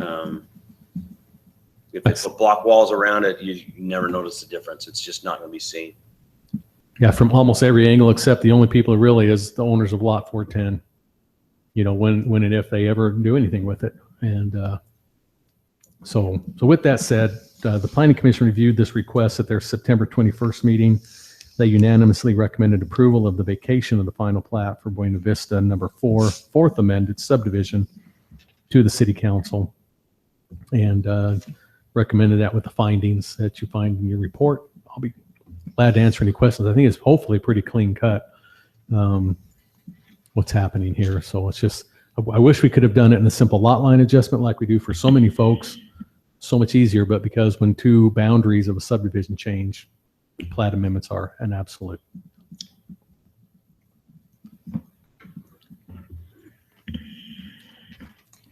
Any additional questions for Drew or the applicant? If somebody from JT is home here. Bob with Twitch and Gudgel. Drew did an excellent job as usual describing what's going on. Just as simple as that. They're just wanting to add a little bit to their future home's backyard. It's just that simple, and just happens to touch two plats, so we're amending both, which is the next item. So, any questions for me? It sounds like you guys know it well. Thanks, Bob. All right, thanks. All right, I'll entertain a motion then. Mayor, I'll go ahead and make a motion. We approve the plat vacation for a portion of lot 10 of the Buena Vista 4 subdivision. Second. A motion and a second. Granger, aye. Bellis and I. Eisen, aye. Segmiller, aye. Turek, aye. All right, thank you. That's approved. Item 10, consideration to approve the Last Sun at Green Springs Phase 2 subdivision amended and extended lots 81 and 82 located at 679 and 691 West Fairway Drive. Same applicant, JT Homes. Well, pretty much just say this is the new piece of the puzzle that slides right in and they connect. And so unless you have any questions, this was the purpose. We vacated, of course, as stated, and here it's showing the extra 20 foot by 221 foot that's being added. So it's an amended and an extended change from the last Green Springs Phase 2.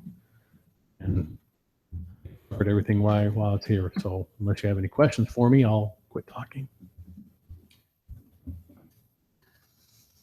Here, I'll just make the motion that council approve the Last Son at Green Springs Phase 2 subdivision as amended and extended as it relates to lots 81 and 82. Second. Thank you. I have a motion and a second. Turek, aye. Seg Miller, aye. Nice night. Belliston, aye. Granger, aye. Thank you. That's also approved. Item 11, memorandum of understanding. Consideration to approve an MOU between property owners regarding storm drain impact fee credits for Iron Horse Public Works. Mike Shaw. Thank you, Mayor. With development that's happening in different areas, we have infrastructure that has to be put in, and this specifically is addressing our storm drainage system. So with the Iron Horse, we have a CAPA facilities project that's identified in our CAPA facilities plan, and the developer of the Iron Horse will be putting a portion of that in. So he's entitled to the credits that he would receive for the cost of putting that infrastructure in. Our fees are $4,703 per acre on our impact fees. And he has a total acreage of 25.24 acres. So he will get a impact fee credit, and that will come at the time of recording his plat. That will come off of any kind of fees he'll have to pay as far as impact fees for stormwater. So he'll get a credit of $118,703.72. Where is this at? Iron Horse is out on Washington Fields Road, next to the Sugar Plum development, and across the street from the greenhouses. They have the one little area that's got the commercial development that they're going to put in. Okay. So there's a major drainage that they'll be putting in. They'll come down the Fields Road and tie into the infrastructure that the city did as part of our 3650 South project, which is part of our backbone system, which really helps out our drainage system. So they're putting improvements in of $243,000 and we're giving them a credit of 124? We're giving them a credit of 118,000 and the remaining balance on their bid, which their exhibits has the actual bid prices. Oh, I see. So, okay. So they'll be responsible for 124,000. And I think we actually are working on an agreement with them on some other responsibilities the city will have in addition to that. Because the overall project is an impact fee eligible project. This is just going to address the impact fees on their development itself. So we'll be coming back to the council with another agreement on any reimbursement or participating cost. Well, this here says difference in the project cost 124, 775, 78 that the city will fund.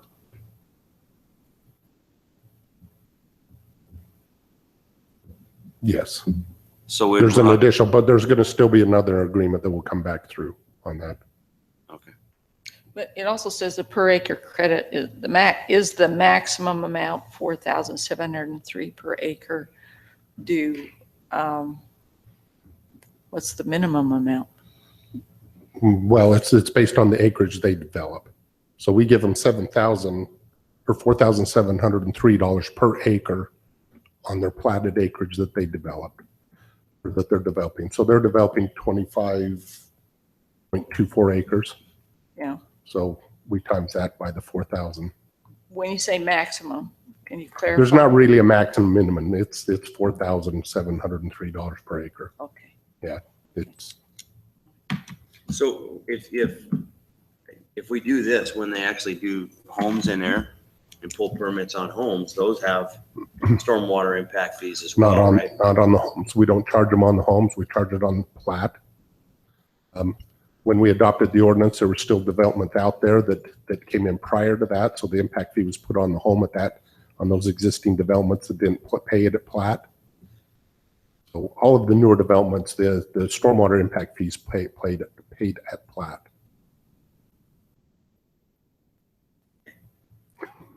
I know I've paid quite a few stormwater impact fees. So Yeah, because it depends on, I guess, which lots. Well, it was that development was recorded prior to us having the impact fee at that time. Okay.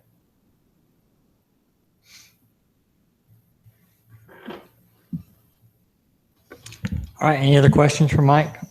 This is not a public hearing, so. The public's not here anyway. Larry's still here. That's right. Carl's still here. We basically did the same type of agreement with the Stuckey Farms a few months back. Yeah, I Their remember that development. one. And I mean, it's not uncommon for us to have these type of agreements as development occurs, especially in newer areas. Mayor, I'll make the motion that council approve the memorandum of understanding between the property owners regarding the storm drain impact fee credits for the Iron Horse development. I'll second that motion. Thank you. I have a motion and a second. Turek, aye. Seg Miller, aye. Nice and I. Ellison, aye. Granger, aye. Thank you. That's approved. Item B, consideration to approve 4 MOUs between property owners regarding storm drain impact fee credits for the Commerce Boulevard / 1100 East Street improvements. Thank you again, Mayor. This kind of goes along with the dedication plat that you just approved on Commerce Drive. There's some major infrastructure that went in on that road, one of that being the storm drainage system. There's 4 property owners that are contributing into this project to build the road. They also have properties that front that and will be and needed storm drain improvements for those properties. So we have the 4 separate agreements. We have the Dean Terry Investments, Washington Town Homes LLC, Quality Development LLC, and Maple Mountain of Spanish Fork LLC. Each one of these, we are giving them just an impact fee credit for the acreage that they have shown on their parcel, the plats for their development. It's not actually a dollar amount. They're just getting their impact fees waived for those developments. And then also in that agreement, you see that our total cost that our impact capital facilities plan showed was $833,357. We are under that with the credits that they would get if you added up their acreage values in that. We also have some improvements that are further upstream that'll have to be done that are part of that overall $800,000 improvement cost.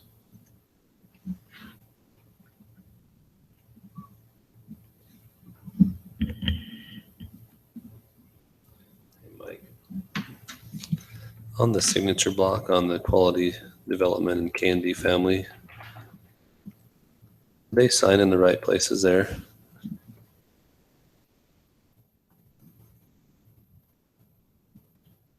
I would hope so.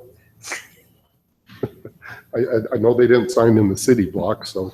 Yeah, I don't think so. I think I Ed think you've Burgess got is quality. signatures. I think You got Ed the wrong Burgess, signatures in the wrong place. Ed Burgess is quality and Kerry Holtz K&D. I don't know for sure. I haven't been involved in the transaction, but that seems more like what we've seen in the past.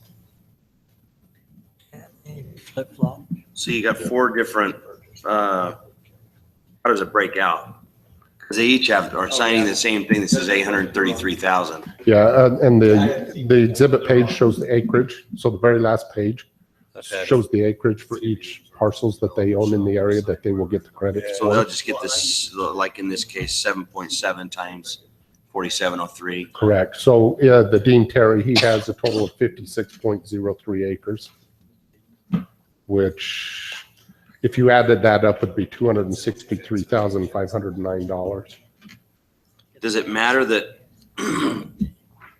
the improvements you have shown as 833,000, would that be our cost or their cost? Is that bid cost? That's the dollar amount that was shown in the capital facility plan for the completion of that drainage basin. So they put in a major portion of that improvement in. There's still other costs that have to be in the upper end of that basin on the other side, actually of I-15, that need to go in. That we will put in. That we will put in, or development as it happens will be put in. But right now, this actually is a big, big plus for that area as far as the drainage that we need in that area. No doubt about it, but if the total is 833 to include this and the stuff on the other side, I just want to make sure the numbers are going to work with the credits that are being given. given And what they the are. additional costs are going to be. Yeah, they are. The total cost, if you actually gave them the credit per their acreage for all 4 units, would be $532,753. That we do have enough to finish the improvements. Out of that 833,000, well, there's still plenty there to finish the improvements. Okay. But when you base it off their acreage, this is the acreage they're doing, so that's the only entitlement that they can get anyway. We can't give them any more than what they're actually entitled for as a credit. And they're putting that in the road now. Yeah, it's already installed. Right now, on Carmos, all of the improvements, they had to put water in, sewer in, major storm drainage work, as well as there was a groundwater issue up there. They had to actually put some drainage in, French drainage systems in. Everything's in. I believe they were waiting last week. My last update was last week. They were waiting for the gas company to finish gas lines, and they would be ready to start laying road base in and start paving. So hopefully within 30 days, the road will be open.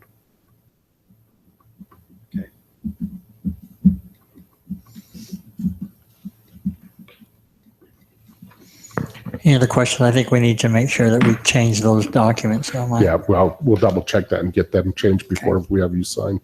Okay. Any other comments to Mike or questions? If not, I'll entertain a motion. Mayor, I'll make the motion that we approve the 4 MOUs between the property owners that have been mentioned regarding the storm impact fee credits for Commerce Boulevard and 1100 East Street. No second. Motion and a second. Turek, aye. Second, Miller, aye. Night night. Bellis and I. Granger, aye.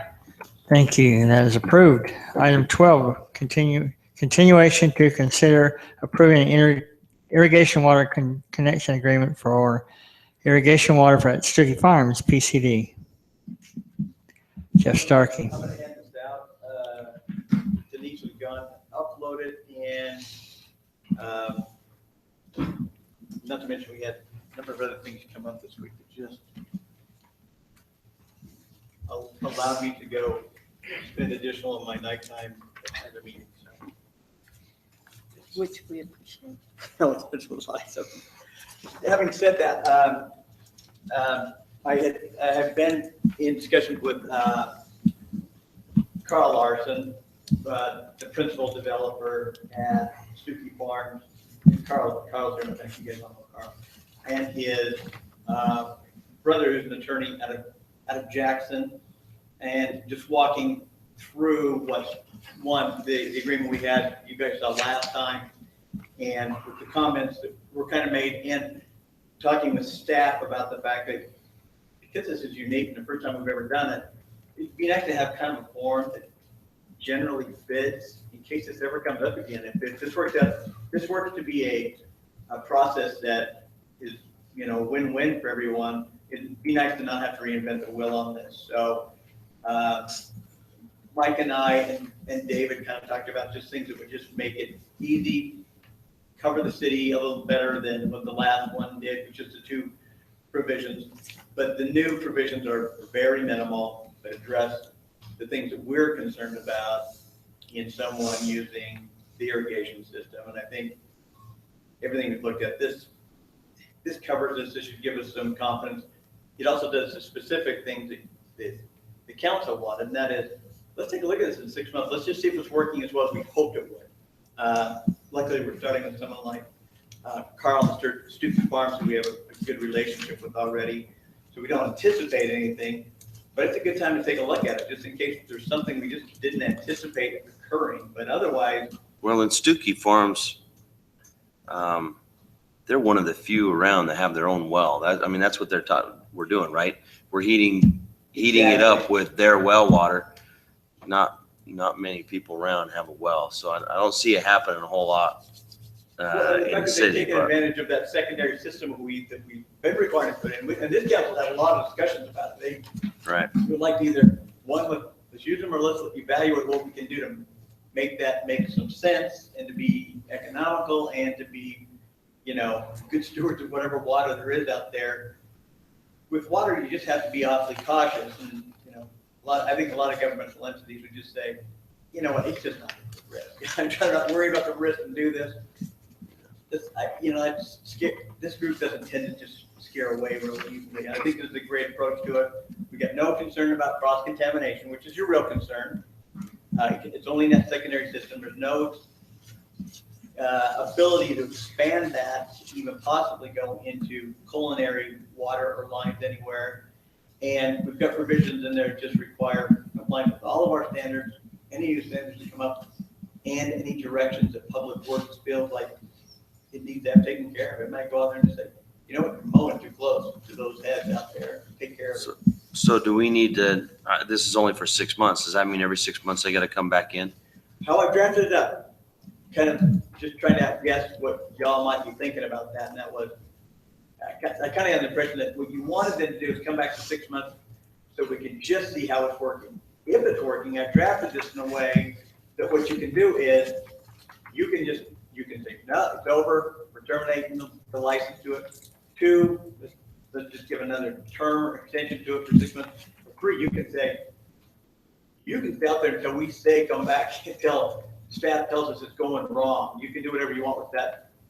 When they come in that first time, you can come back in 6 months, come back in a year, come back in 5 years. You can kind of do what you want the way I drafted it. So it gives us the opportunity to. And we'll just do an update letter at that point that says, hey, new term timed out at such and such a date, or or upon our request. Yeah, when they come in 6 months, whatever you want to do, I'll put it in the form of just an amendment to it, put it in written form. It'll be easy. We'll go from there. Okay. Is there any difference in this secondary water system breaking and causing flooding and insurance problems? Or They have to take that. It's written in a way that they have to take care of any damage to the system whatsoever, which they know.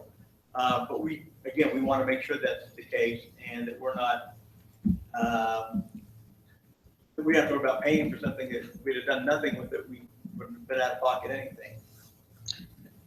So we should be fine. And again, for right now, it's just for about a 5-acre parcel. I'm thinking about a 5-acre parcel. So you got the detention basin out there and a park out there that's mostly just grass. There's probably some trees and stuff, I don't know. But Okay, so as I read this quickly, which is quickly, we're allowing them to use our secondary water distribution system at no cost. Right.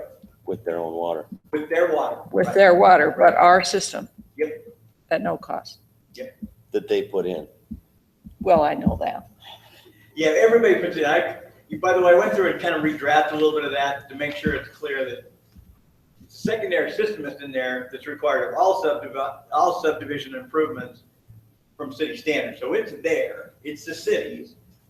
And we get that they put it in, but every developer does, and every developer would. And typically in the future, we're putting secondary water in it. I guess it doesn't matter. I mean, there's no sense in metering it, but is it run through a standard cradle? So they just put a cheater pipe in, or what? It does. There's actually meter setters at every property for the residential, but on this one, we won't be heating up the whole system. It'll just be the lines, the main line to get it to their park. And then there's also, there's a metering station there that could meter it, but there's not really. Don't they a lot have of other sense. common areas there in addition to the park? They do, but they're not gonna be using the irrigation on it, at least at this time anyway. Why not? That's their choice. I would just, one of the issues is that to do that, we're gonna have to start heating up the whole system. So every home now is gonna start getting that water. It creates a problem because we don't have a reservoir to feed from, so you're turning pumps off and on to water the park at this time. That's why they're gonna be operating it. They'll turn their pumps on, they'll water the park. You'll I'm be good there. with that. I'm just, because they have other common areas, I'm just wondering why it's. I would love to get it. I would love to get this out into other areas. I would like to start pulling culinary usage off of any outside landscaping wherever we can. And, and that's what we're really moving fast towards that right now, putting together, going to get started here probably within 2 weeks on the master plan for irrigation for Washington Fields. Is it a fair comparison as we're setting this kind of as a possible target standard to say that when we do electricity, this way to solar homes, okay, we charge them for the distribution system. Oh, and by the way, again, the public-private, I'm not gonna say collaboration, but use of the utilities and infrastructure. I mean, again, one, using the product, which is water, and then the system. So we got different things. And solar, you're kind of using our Use the product, which infrastructure, is solar they're bringing plus the power our, in. exactly. That's federal law that's jumped in and said it made a standard for everybody. And I think that's part of the difference. The federal law jumped in it because otherwise it becomes, so I think it becomes such an administrative issue to try to figure out what we do with just these little pieces of a product such as water or electricity makes it difficult. The standard I saw when I was just looking into this across the country, that they only do it on really big projects. They're, you got 20-page documents that cover everything possible. And there is some type of, there's a rent basically for using the system, the pipes. There is a rent that's paid on it. I just don't know if, at least the way it was brought to us and the way that we had discussed it, there wouldn't be any, and I don't have comments on how that came to that point, but Well, I see. you're right, in some situations, they do charge rent for it. Yeah, I just, I don't down the road want somebody to say, well, you do that for this water, but you're not doing it for this solar.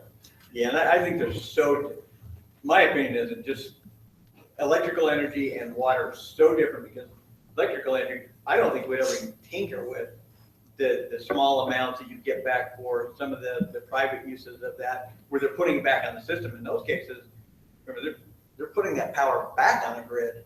And Well, we yeah, would the never solar- take water from somebody. The solar they're putting back on the grid, but we're not buying it. We're not buying power from the solar users as they put it back on at a full rate. We're buying it at the wholesale rate, correct? Right. That's how it works.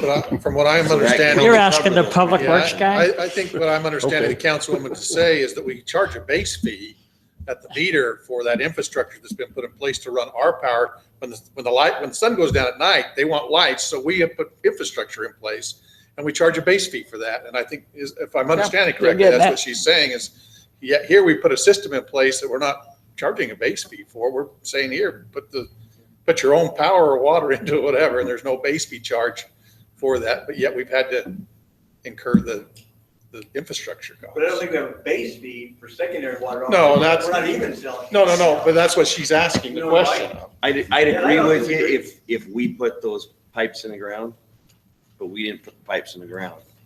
We absorbed the pipes into our system or our ownership, but the pipes weren't put in by the developer. Yeah, and then So he footed the bill No, that's. and I'm gave not it arguing to the us. point, I was clarifying her point. All right. yeah, Okay. and if we had any time or effort that we had to put into this, yes, there should be a fee charge. Well, I guess But the that's way what we're that- going to study for 6 months and see Correct. if there's anything Yeah, we we may, have Yeah. we to. may charge them $10,000 a month by the end of. I can guarantee you when there's a water leak in this system, we're going to be the first ones that are called. We're going to respond. I hope there isn't any because it's a fairly new system, but if that's the case, we will have a little bit of time. But as far as operating the system or doing the repairs on it, that will be up to the Stuckey Farms development. Which is a little bit different. When we look at developers and we have them bury electrical lines, okay?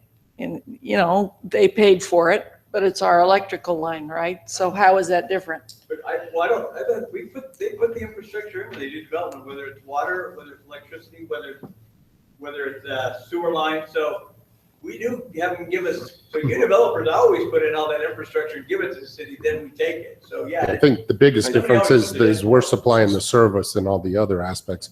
Right now, we're not supplying anything. We're just letting them use the pipe. And I don't see that there's going to be any real wear on the pipe or any damage caused to the piping by them using it. I think she brings up a great point though, because it really does. It is the same standard, in my opinion. I think your point's well taken. As far as that I think goes. this is It's just a- infrastructure that is put in by contractors. The city then takes over and we put our power in one and our water in another one. And we're then responsible for the maintenance and whatnot of those. And that's why we do charge a base fee Well, of our power system is for that maintaining and an upgrading of meters. You know, and whatever we need to I do don't there. mind that we have a small experiment, but if this were to get any bigger, I don't, you know, I think we really need to examine if we have a different standard for electricity than we do for water. And I don't think this should set any type of a precedent, because I'll tell you, I'll be honest with you, I didn't find any example where the system was allowed to be used for free.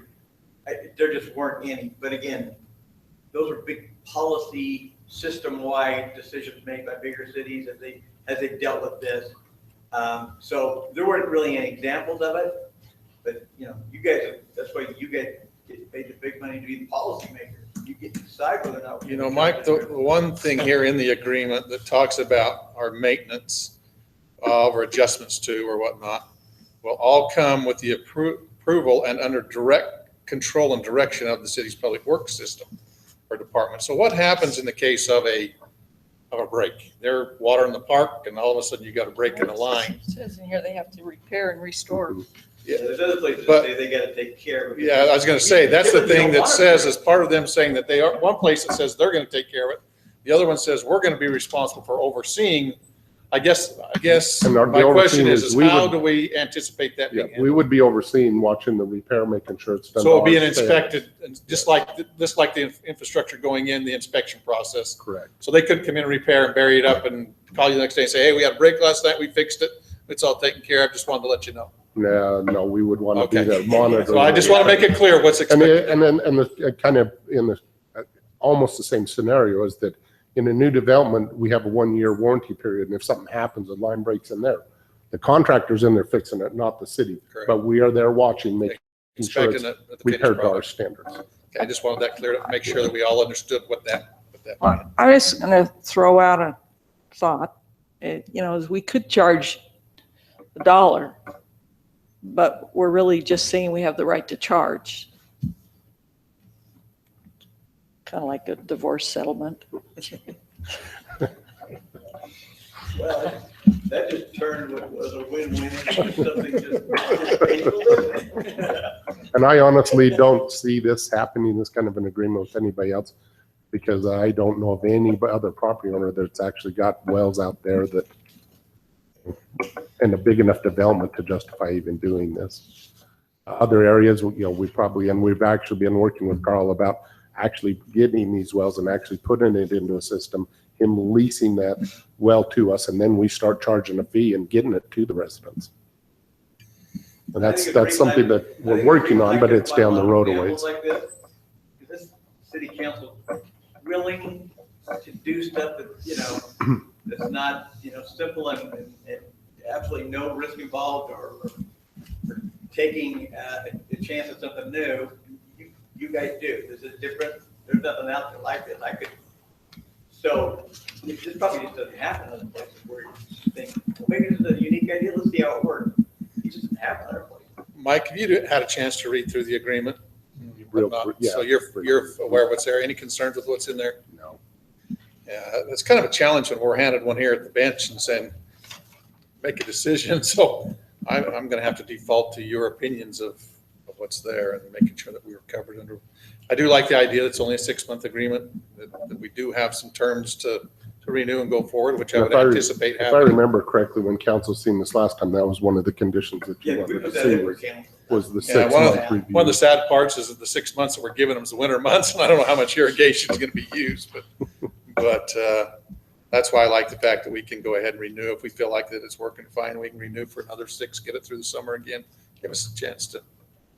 I do appreciate Carl and the group working with us, because I think this is a great step in the right direction. It is. Anytime we can get a large turf area off of Culinary, that's. Well, yeah, one of the wins was that we're using less culinary, and that's costing us more. But Uses our system, uses our slow distribution. It's also the first time we'll be using that secondary water system we've been having everybody put in for years. And so it's kind of just a small window opening to hopefully. What you're saying, do you want to have a ribbon cutting? I love those. Well, The mayor will be my there. big goal for the year is to have the irrigation study complete before the end of the year. So We got a lot of work ahead of us to get that to the council before the end of the year. I've so. got 2 goals before the end of my term next year, and one of those is an irrigation study, so it'd be nice. So we're actually going to do it as one study, but 2 parts. We'll have a north of the river, south of the river part of it. So, and I don't mean by the end of this, it'll be the end of our fiscal year. So come July. So we'll give you till July. I like the December one better. Yeah, It's not happening. Carl, do you have any questions or comments on? There's a lot more to discuss, but this is a temporary thing. I think it's good for all of us. Anytime I feel that you don't have to use all of everyone. Great. Thank you. All right. Have you tested the water? Your well water? How does it test? Yeah, yes, well, not only have I tested it, I've been watering it through with that well for the past year and a half. I've run a temporary line, permission, property owner next to it. I wanted to see how the grass did, how the trees did, how everything did. I actually put a water changer on that well. It cost me about $60,000 water changer. See what it would do. It's working very well. Good. Not only that, but we are using that well to irrigate our soft fire that you've seen out there. Mhm. For 20 acres. The soft people were just visiting with me today and said that they had their rough attacks on their other over by Eden Valley. That's good to hear. I think the water quality over there is getting tremendously better over the last 5-8 years. Mike, is that true, that the water quality from well water over there has just gotten a lot better over the last number of years since San Hollow went in, maybe? It's not chlorine, but it's better than trail. No, it used to be just nasty out there. I drank lots of canal water. It was just fine. Yeah. Well, I think that explains a lot. All right. No other discussion items. I'll entertain a motion to approve or deny. I'll make the motion to approve, Mayor, the irrigation water connection agreement for irrigation watering at Stuckey Farms PCD. I'll go ahead. Second down there. Okay, we have a motion and 2 seconds, so we'll take that. This should suffice. Granger, aye. Relix and I. Nice night. Seg Miller, aye. Turek, aye. All right, thank you. That's approved. Item 13, court, consideration and recommendation of 2 names to serve on the nominating committee to represent Washington City. We've talked about this, our judge is being asked, I guess, that's the right, forced out. And so the state wants to have a committee to select the new court justice. And I had submitted 2 names, and then the lady from the state called me and says, I need to have more submitted just in case they say no. I kind of just overshot my boundaries and just went and did it, thinking we could speed up the process, but they want to have maybe 4 names, and then I will call and ask, and so that we can. The names that I had suggested was Lenny Jones. He lives down in the field. He's been down in the field a lot of years. And another one was a recommendation by Councilman Segmiller with Jack Johnston. Jack is a very long-time resident. He lives just right up here up by the community center. Those were 2 names that I had thought about. If you have other names, I'd be happy to. You know, one I thought about, Mayor, I thought it might be nice to recommend a female name or 2. I'm forgetting her first name, Sister Hancock down at Sandia Farm. Susan? Susan, yeah. She's been involved in a lot of areas of our community and volunteered in places, and is a woman of, high esteem and good judgment. She might be a good one for that. I don't know if she's willing. It's a good question, but. So how many names do they want then? 4? 4. Well, I'm going to call them personally, and then see if they're all interested. If then we'll then I'm going to make a selection out of the four. And this is just the nominating, sorry, I didn't mean to, this is just the nominating committee? Yeah, this would be for the city's seats on the nominating committee, which we ultimately only get two. Right, right. What's going to happen is when other judges come up in the county, each city's going to have this committee to select through St. George or Santa Clara or Hurricane. We're the first one up for a judge, so. So then we select out of their, because they'll come up with, out of the people they interview and everything else, and who apply, pick 3 that will then be sent back. And since it's a city justice court, We'll have the choose final it. choice We out choose of that. it. Doesn't go to the mayor. I mean, it doesn't go to the governor. It goes here. It goes here. About Michael Anderson. Mm-hmm. I know we have him on the power board, but I realize he'd Michael be Anderson's really daughter, busy. Rachel Nagley, has been quite active. Her father, maybe. does she live here? She does. She lives up on Fairway Drive. She's also an attorney, if that makes any difference. Daughter Rachel. Oh, okay. Also, they can't be your relatives or somebody that works at the city, so. You're out. So I like the idea of Rachel and Susan. That'd be your 2 female names, and Jack and Lenny. I like that. I would make that proposal, Mayor, that's the names that you would vet out, and send the 2 along that you would like to from there. Okay, so I'm hearing Susan Hancock, Jack Johnson, Leonard Jones, and Rachel Nagley. Yeah, I can give you her contact information. Okay. Any besides Councilwoman Granger and Michael Anderson? I'll put him as an alternate. How's that? Sure. All right. Thank you. We'll move on to item 14, bid award consideration to award the bid for the closed circuit television. Is that in my house or something? Or?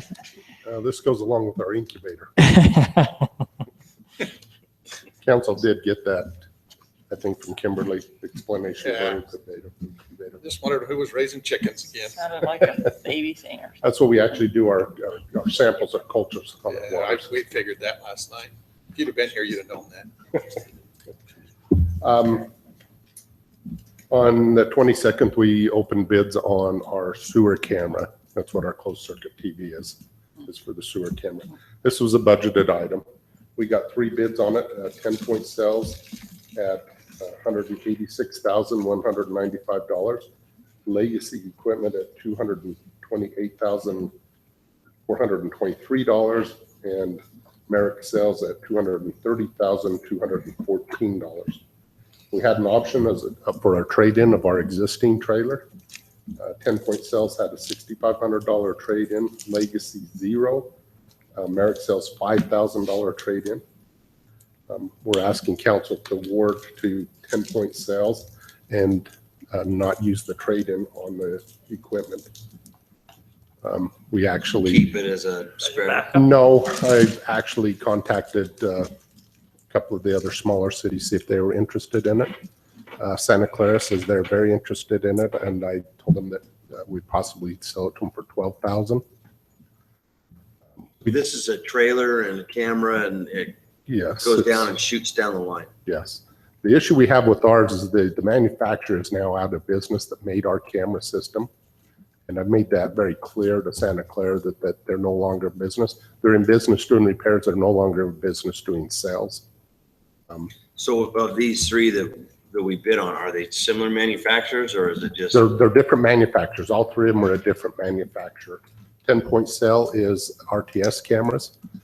That's the previous camera we had before. That was an excellent camera. I'm very happy there were no bid on this. We had that camera probably 15 years and very, very minimal problems. The Legacy equipment is a Q's camera. It's a very good camera. And then Merrick sells this IBOC, which is the Cadillac in cameras. But one of the big issues with those, they're European and the parts are over in England. So they're very costly and very quite a bit of time to get any repair parts in.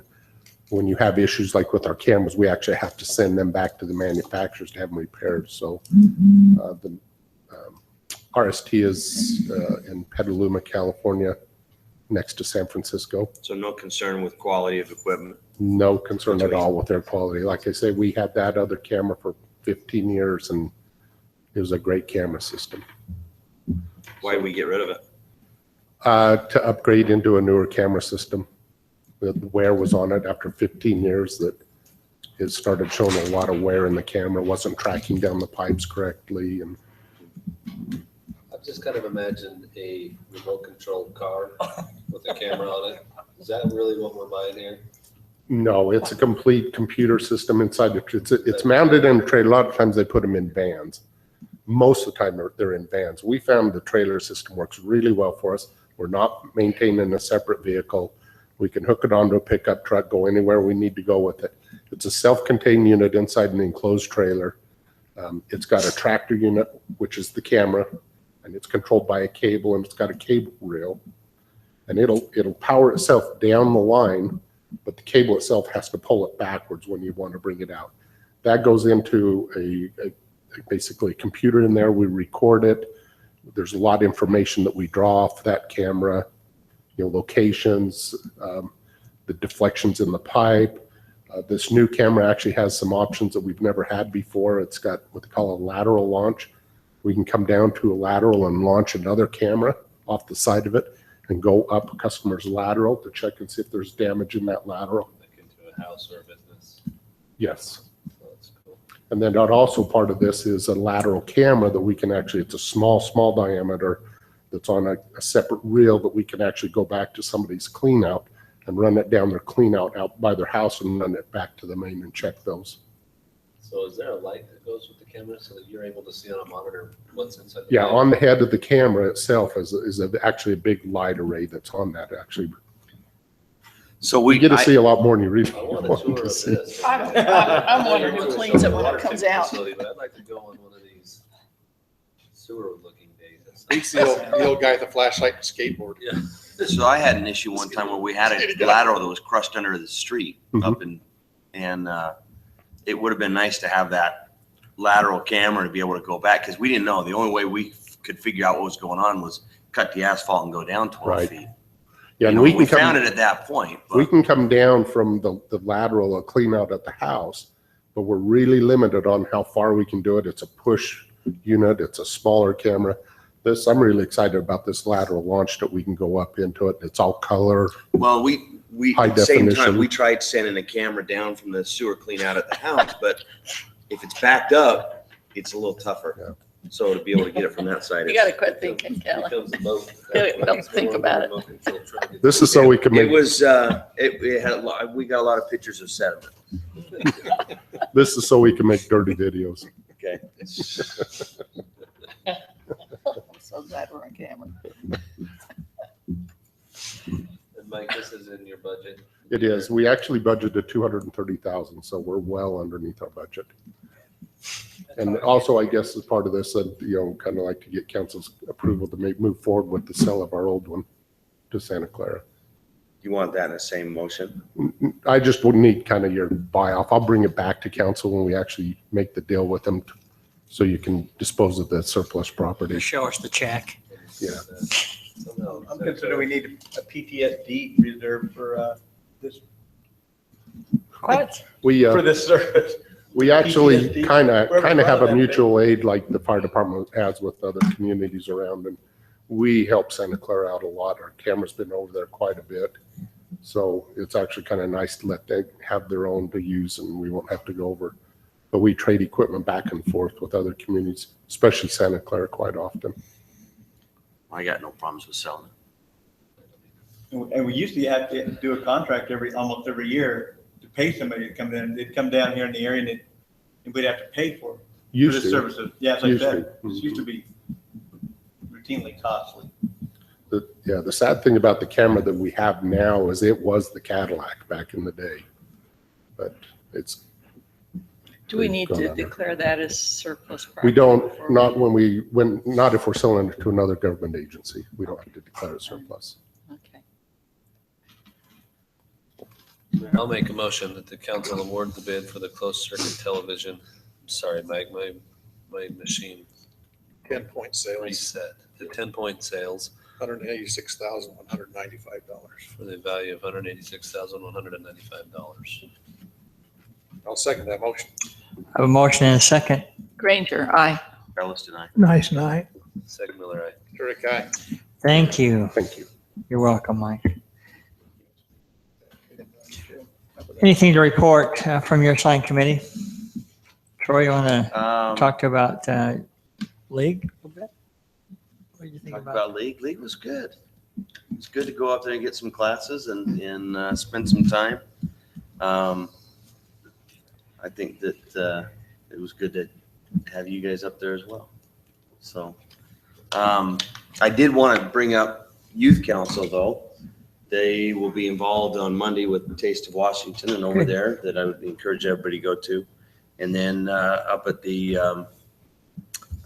Covington House, they're going to be running, trick or treat and tours through the Covington House. I see they have it decorated already. They do. We decorated it last week.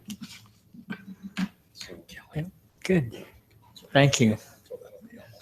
Did you want to add anything, Councilman, on the League of Cities? Not, the league was pretty good. There were we went to a couple sessions about bringing commercial to your community that were very interesting and kind of gave us some ideas on how to pursue going forward, getting commercial projects in here. And the mayor and I attended one that was very intriguing and interesting to me about the difference between roads and streets and how you accomplish streets in your community and roads. And it was very interesting and kind of thought-provoking and whatnot. So that was on that, Mayor. If I might, I went to the MPO meeting today. We had a lot of discussion last night concerning the Northern Corridor. So this map was provided to us today, and I thought I'd bring it back for the council tonight as part of that report. This is the Red Cliffs Reserve. The red line around the outside is boundaries of the reserve. The white areas is private property today.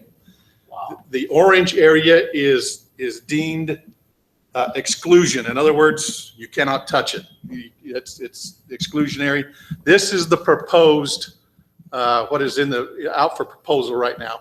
The green area that comes up the middle there is considered avoidance area, which means try and stay away from it. But that's the Turkey Farm Road, the power lines and whatnot in that avoidance area. The biggest concern that the MPO has, and this black line is the MPO's desired route for the Northern Corridor. Part of the reason with that is the fact that you can see that you've got areas here that you can't touch. These are private properties today that the BLM's working on a trade with for the Sound Mountain properties and whatnot. And basically what they've told us is when that comes in, it's coming in as avoidance area. So yeah, I mean, there is no corridor if that happens. So avoidance area where it goes up Turkey Farm Road, I mean, the take public something- can still go up there, but they don't want them off the roadway. Yeah, it's basically, you could still work, that's the corridor. I shouldn't say corridor because he was he would not say corridor. Corridor is a taboo word with this bunch. This is the area that they would try, if anything to be worked within, would have to be worked within that area. And so you could do something, like I said, the big thing is their concern is obviously if that private comes in the trade and this becomes avoidance, you've got a road that comes from here to here possibly. So, Just struggle to see where it connects in St. George, accomplish it. I don't see where that relieves the problem. Well, what it does is takes this traffic that you're coming here and sends it, rather than right now you're coming down around the Red Hill. You're up against the Dixie Rock and wherever that road comes around through there.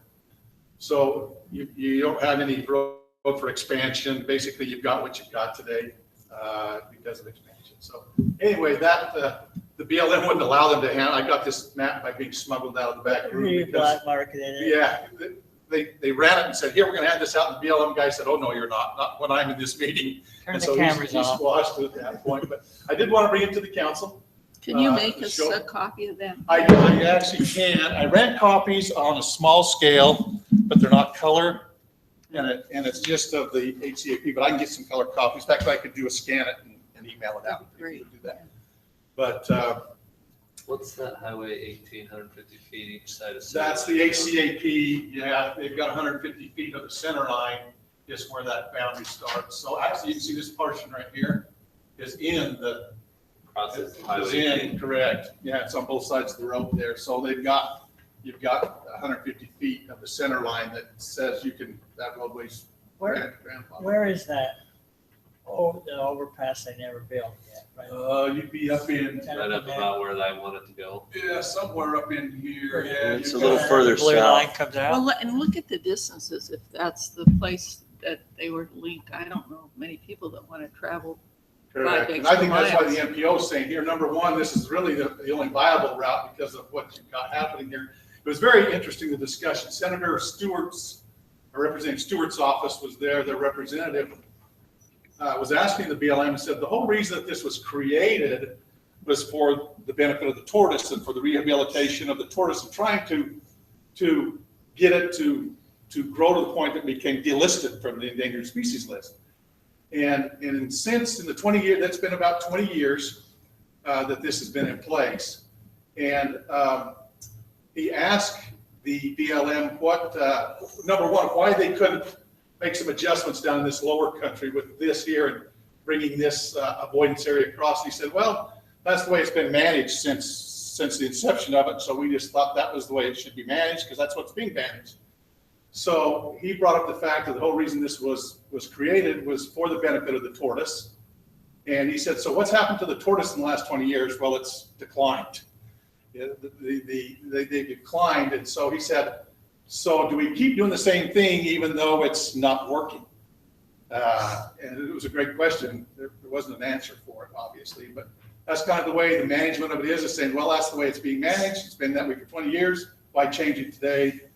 And Where's exit? Is exit 13 where the black line? right here's exit 13. starts Yeah, there? this is 13. Parkway You come right through across the there. parkway up through here. This goes into your, I think this is the Brennan Holdings parcels right here. I don't know who owns the rest of this privatized land, but apparently talking with the county guys, there's actually a bill that's gone through Congress that's passed the House and the Senate's waiting for the signature of the president, which they anticipate is going to happen.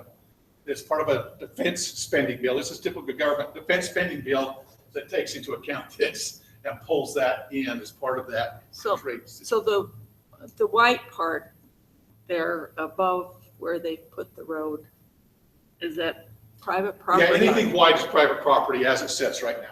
But it's owned by the Nature Conservancy, that stuff north of Green Springs though, right? No, well, I don't know who the private, don't know. The Nature Conservancy would be anything in the HCAP. So Because this would be Brennan only owns about 800 Yeah, I don't know. acres. There's several owners. I know that, St. George City's got one that's been fighting them for years. I don't know who all there are. Whatever Doyle? discussion we might Is have that as we Doyle look guy? for Is there a compromises Doyle and, guy?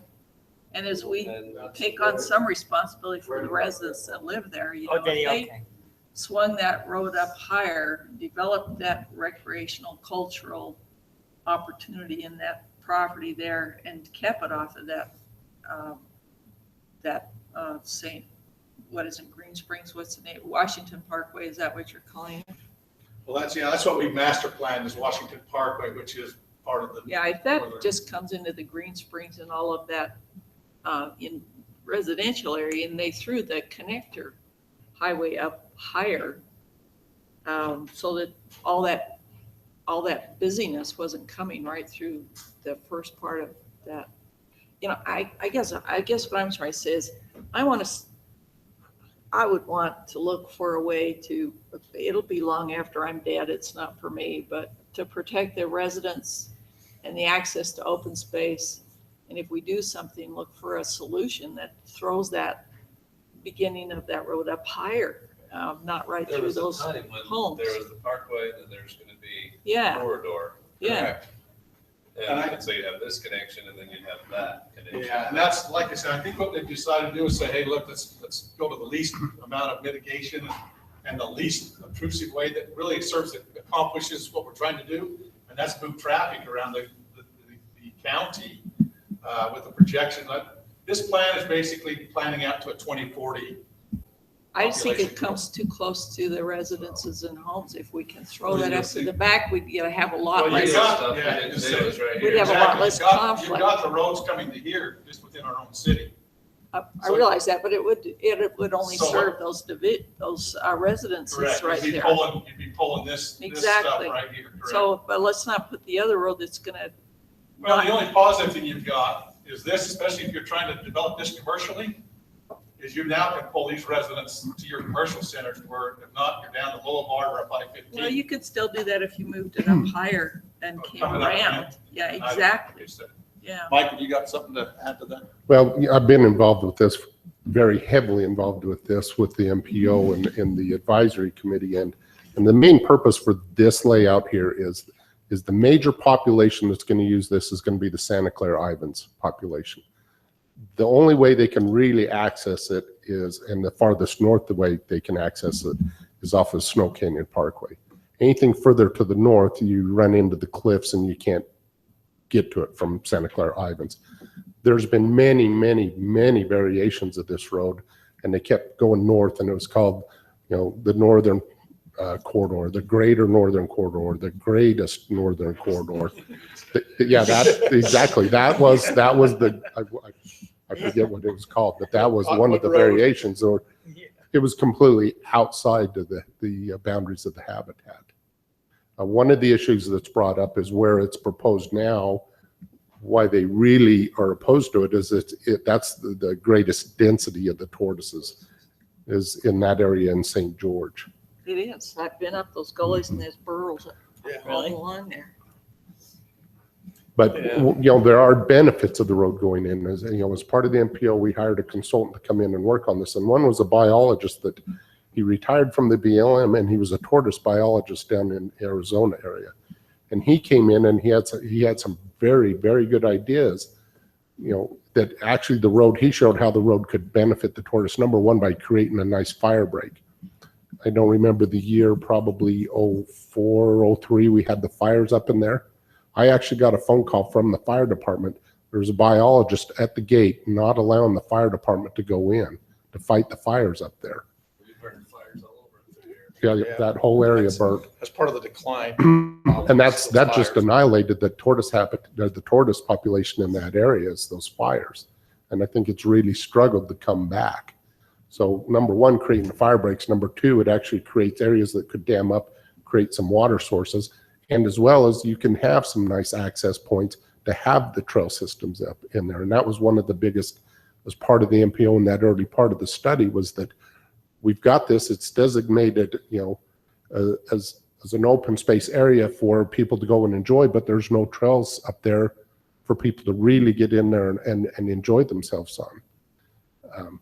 Well, I guess it seems to me there's going to be multiple, it's going to keep moving and iterating. I would hope part of what. Well, I don't think that, I think if your designation comes down what they're saying, that there won't, that doesn't move. In fact, that was kind of reiterated today that you don't move that without going through a whole plan, which isn't going to happen. So I think that's why you're seeing the county, the MPO, those entities, St. George City and Ivans, especially as concerned as they are about it, is they see the long-term ramifications of saying, unless they can get the tortoises to come back like the bald eagles, that someday we delist them, and their track record isn't very positive that way, that ultimately we lose any opportunity. And I think that's the biggest thing that they were asking for is we would like to just keep a corridor open for the opportunity someday to make sure that we can move traffic and the citizens can get around. And we brought up a little bit last night the air quality issues that if we get traffic congestion and you're sitting there idling in a car versus traveling, what the difference is in your pollution rates into the air and what happens to our air quality at that point. So there's more than just cars moving issues. They brought up some very interesting thing. That's why I really enjoyed it today. They talked about even the tortoise population with that Turkey Farm Road is actually fenced on both sides now. So you've really segregated the tortoises. And one of the concerns they have is now you've got this inbreeding of tortoises and what the effects of long-term are going to be by the fact that tortoises can't move freely. And so one of the positives, of course, the MPO is pointing out is, look, if we can move this, we get rid of that tortoise fence and create tunnels or underpasses, whatever you want to call them, for the tortoises. Suddenly you open it up to now that, you know, some of the benefits to the tortoise come that we don't fence them in like they are today. So, yeah. This map was produced and distributed by which entity? This was the map itself is the BLM's map. The MPO drew this is their preferred routes. The black line the MPO drew on it. The rest of the map is the BLM's map that's there. So the MPO has encouraged us as a city to at least send a letter with our concerns to the BLM. And I guess that was part of my reason for bringing this tonight, is to see if the council would support having Jeff send that letter along to say our concerns are. There's a couple things that the county really, to keep the corridors at least open. One was the language in the plan that says there shall be no take. And in all the other verbiage, it's always said there shall be a net neutral take. Is that what the term they use? Yeah, and that's in the blue area. Yeah, a no take meant that you could not pick a tortoise up and move it. A net neutral take said the tortoise is here, let's set it on the other side of the road. So in the blue area, that corridor, the utility corridor in the Turkey Farm Road, that area there, you actually can still go in and do something in there. And they had I don't remember the terminology, but it's a neutral effect. You can have a take there, and the take is still, if you find a tortoise and you move it out, that's considered a take. You're not eliminating that tortoise, you're just moving it to a new area. But in the orange area or the corridor that's shown here, they've got a whole different standard than what's shown in the blue area, and they're saying it's a no-take area. So they're giving us a whole separate standard just for that. So that's kind of the talking point they've asked us to address, is to say we'd like the language changed to say a net neutral take. So basically, we don't negatively impact the tortoise. It has to be in fact, I think the wording is it has to be a positive impact to the tortoise, but the fact that we can at least have an option somewhere down the road to have a corridor somewhere up in there. Well, but I think in the consideration of that, we have an obligation to talk about what the best impact is going to be for our residences, for our city. Well, and I'll tell you, my argument is right now, who do I hear the most from with Green Springs is exit 10. And you alleviate part of that with exit 10 by the fact we give them another artery to get out of town on. But not if you do it by running that road right through the residences right It's not through, it's north of the residences. Well, it's pretty darn close. Well, it goes, yeah, but it's north, and you tie your road into where the fact that all those residents there, if they want to go to St. George, jump on that and come there. They don't have to come down through exit 10 and up through Red Hills or onto the freeway. I mean, to me, this is just like running a bypass around your heart and says, hey, rather than saying we're only going to run one vein to your heart, we're going to have multiple veins that can run around here to feed what need to be fed. You know what, I think we ought to meet with them and ask them, because I'm not sure they're going to agree with you quickly. And there may be and some of them won't. I mean, there's some of them They won't. hit us pretty hard about one entry in and out, and usually it's under the argument of don't allow any more development because there's already not enough access. Correct. This road was going to connect to Green Springs anyway and create a Correct. second access. That becomes more of a regional element. Correct, and that's why the county, I mean, that's why we plan regionally and implement locally. That's what we're about. And so, anyway, that's why I brought it was. I must be thinking for like 2140 when I want my road to go a little farther north. Did they mention anything about closing the Turkey Farm Road down? No, from Turkey Farm south, that would actually be a connector that would tie to the northern corridor. Turkey Farm Road north, they talked about that being an option that we could close that off, remove the fencing. It'd still have to have a road there just because of the utility access, but close it off to public access. It's kind of interesting because the verbiage that's in it, this was the concern the county has, the verbiage that's in it says you shall not get off the trail. And he says, you know, if you've got an overzealous BLM, he said, you know, Brian that was here, hey, I'm not going to do that to you guys. And he probably would. But you get one that's overzealous that says, especially over here, because this is just the HCAP here, you've got part of Utah Hill that ties into this same thing, that says, hey, your days of hunting out there are done because you don't get off the trail. And so it can be very overreaching if. So, That's been a problem down. so in other words, to get to the national forest, you'd have to go clear to Diamond Valley. Or to lead. Or to Leeds. Yeah. So anyway, I guess what I would ask is if the council has any concerns with Jeff at least sending that letter to the BLM to put us on record that we do have some concerns with where it's going. I mean, it's no different than some of the residences have been sending. And Well, I think we should have a letter that lets them know we're interested. I really appreciated Councilman Bellison's comments last night, which is basically we're the only city whose boundaries this road's gonna go through. I think Councilwoman Granger has good points in that Certainly. there's residents and neighborhoods right there too. I don't know if Jeff can bring all those together in one letter. That's well, and I think that I think mainly what we just want to do is say, look, we have some concerns with the fact that we would like to at least have a corridor available to us somewhere down there where it may be. I mean, we're not saying this is where it has to be. We're not, like I said, that It's probably more, we want to have a seat at the table and Correct. have part in the decision-making process and I rather think that's than exactly have what somebody we're asking else for. tell us, Dictate what's going to happen. yeah, what's happening in it. It really, we're the only city that goes through our borders. Correct. Mike, did you say that this road would then be developed to connect to that Yes. as well? So that'd be a little bit of a feeder road or Yes. whatever? And then it will come back and tie in. I think that the end of the section that ties into SR 18, I think that's still within St. George's boundaries, that farther west end.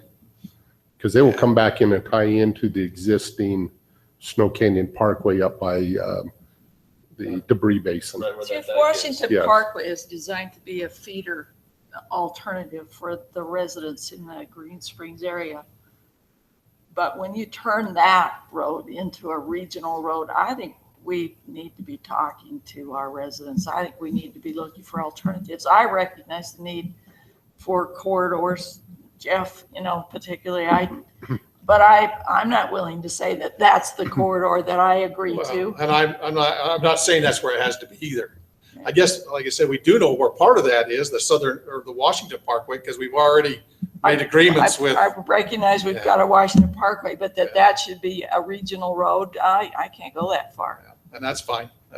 Your time, your opinion. I know. understand that. I know. Understand that. It is a reality. I guess after sitting with the county and seeing the needs that our county has, I guess my picture is like this saying, holy cow, we've got some problems coming down the road. We're already seeing a lot of those problems, but it's going to balloon. We much do, greater. but I think we ought to be looking at it very seriously from the perspective of the residents that will be impacted too. And we should be talking about that as much as we're talking about the need for the corridor. Because it's going to be a balance of that if we have an opportunity, we come up with. Last year, this was just a catastrophe when it came out. Started the first of the year, we found out about it when they released it, and there were numerous issues that were just problematic throughout that 1,400-page document that they issued. And Well, we got all of our elected Washington officials involved, and then they get stretched out for the extending the protest period, the response period. It still says, what was the terminology he used last night? Contemplate. It still says we will contemplate, but at the end of the day, that's some bureaucrat in BLM contemplates it.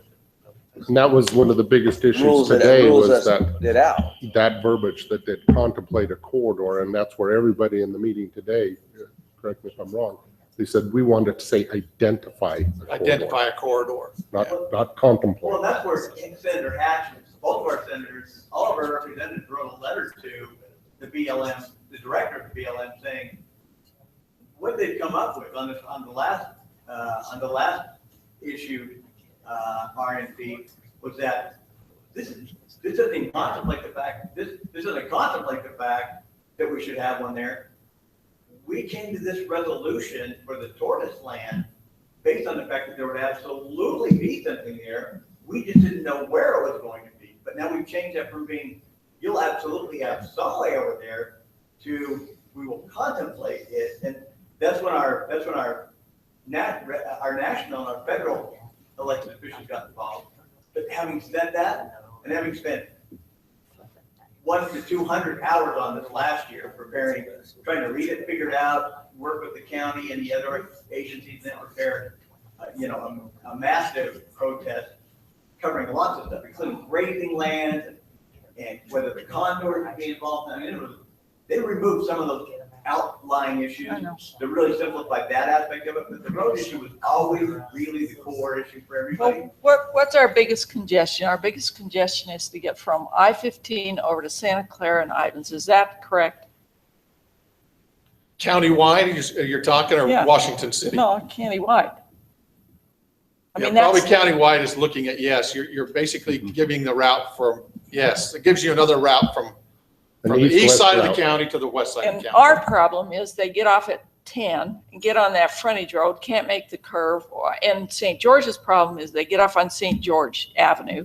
So they're getting off on one of those two places and the congestion's intense. Yeah, you can say you've got exit 10, which is huge. You got St. George Boulevard, which is your two choke points right Okay, now. and so you've heard me say it before, but so why can't we at least consider an alternative where we fly over the industrial area with an exit before St. George Boulevard, so they don't get off on exit 10, and they just fly right over onto a road that already exists and could be widened if it needs to be widened?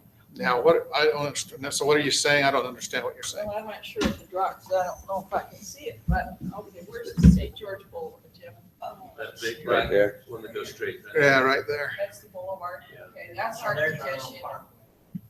Okay, that's the parkway. So fly over, right over here onto this directly. You don't have to get off on the boulevard. You don't have to get off on exit 10. But you're putting it on, so you're putting it on to 15? So all your traffic, you're putting down and dropping onto 15 is what you're saying? Basically following the Snow Canyon Parkway. Yeah, just go. So you're just widening the parkways. Well, no, you go right off of I-15 on a flyover directly to connect to that road that already exists, and you don't have to get off on 10, and you don't have to get off on St. George Boulevard. You go directly to the road that already goes all the way across. We already have the road we need.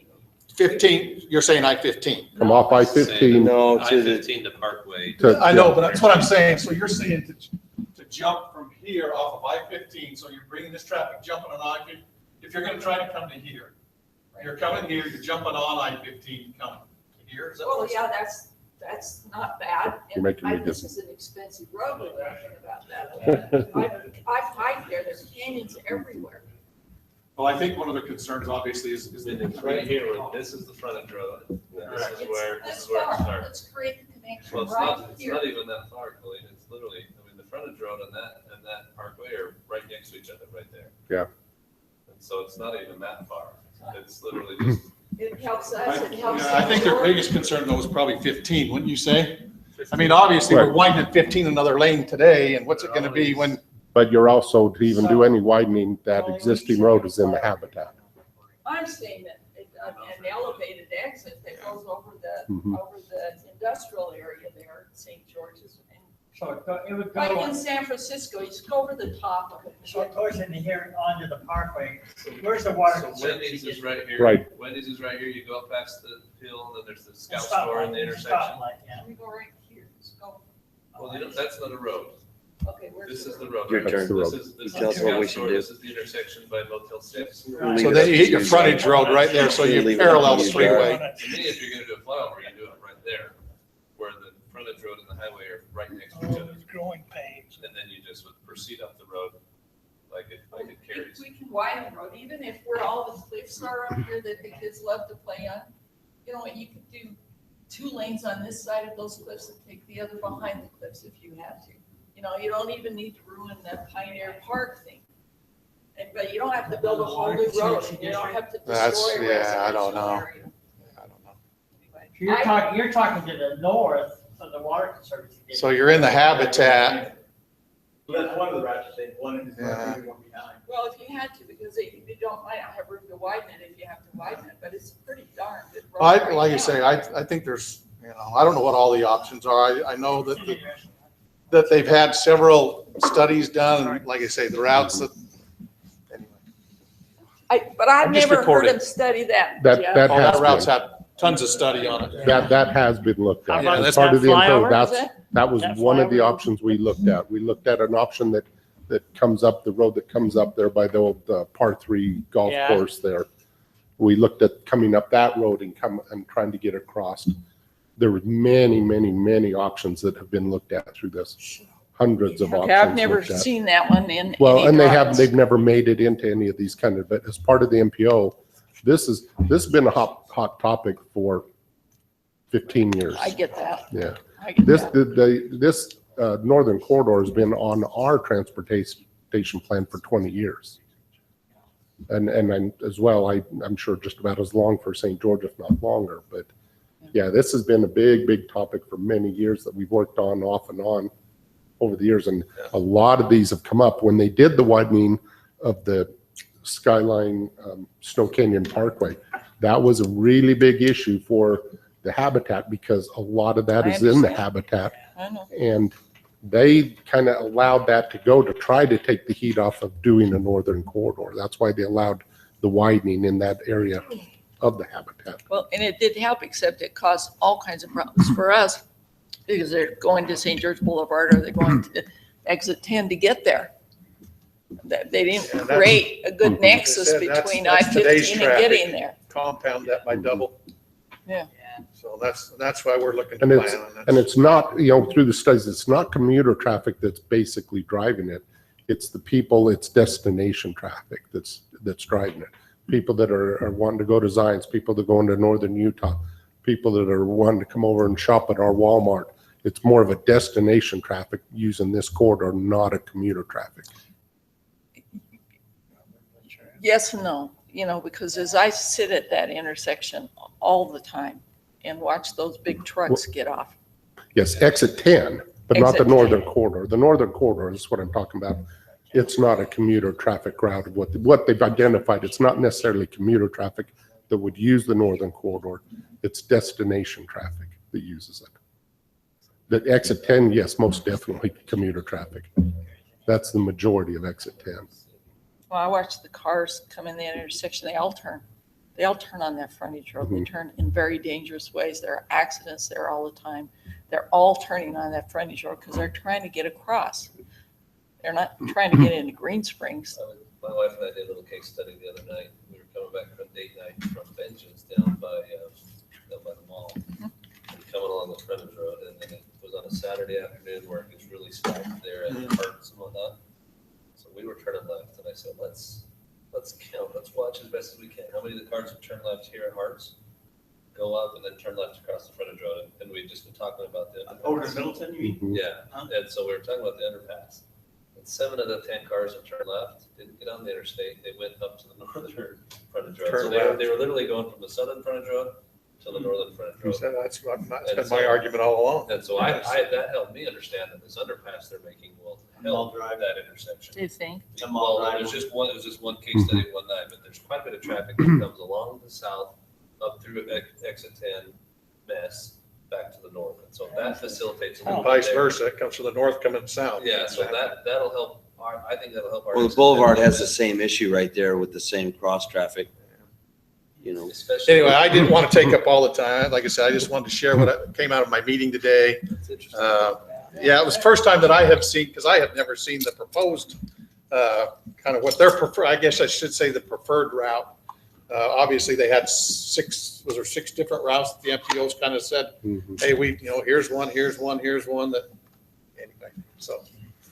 But the reality is that the protest deadline is Monday. Yeah. That's the thing.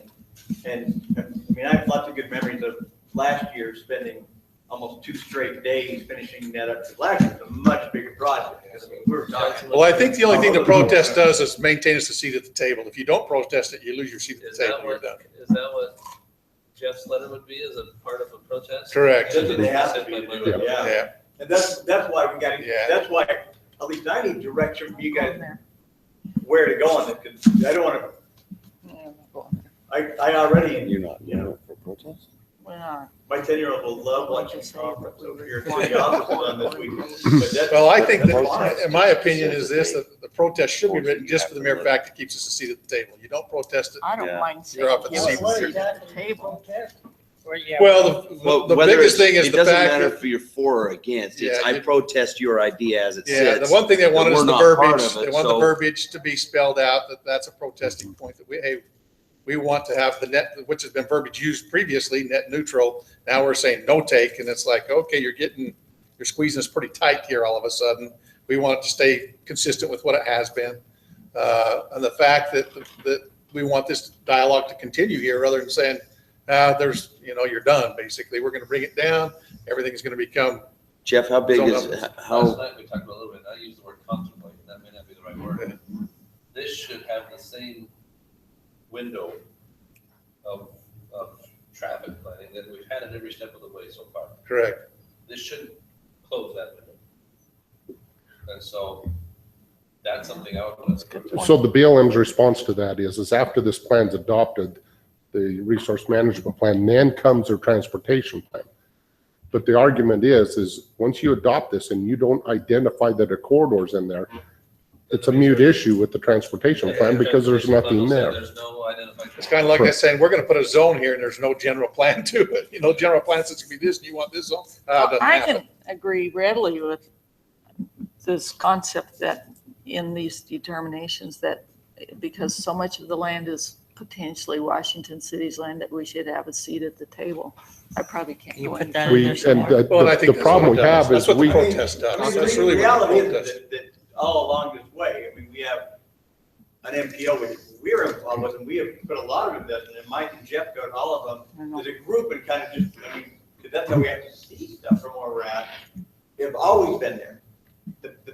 At this stage, however, we're at that point where everything that they've done over all these years, talking about what we need to do to make sure traffic between our communities come together and go and stuff, that's always contemplated, just like the Southern Corridor has always been contemplated. That's always, I don't want to use their word contemplated. That was my word.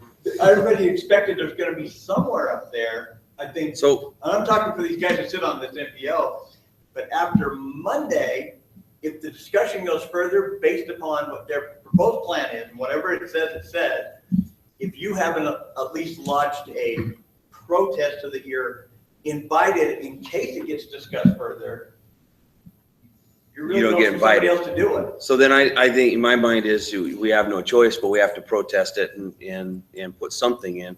I don't really care what's in it personally.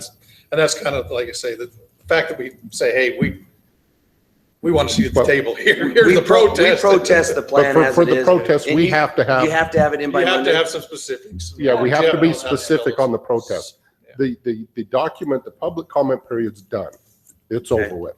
So we actually put in comment, which now gives us the right to put in a protest of what the document is now. If we did not put in any comments, we didn't have the right to protest. Washington City is not a participating agency. The only participating agencies, and I don't think that's even the right termination. I think it is, yeah. Cooperating agency. The MPO was not, but they've allowed them to be a cooperating agency. The county is a cooperating, and St. George is a cooperating. And their reasoning for St. George is St. George will speak for all the rest of the communities. I don't.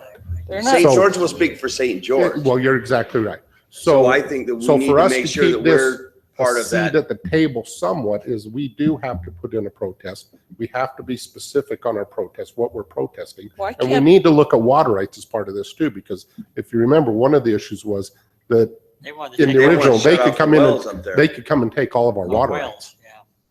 Not the wells, they take our water rights. If they determine they need them, they can take them.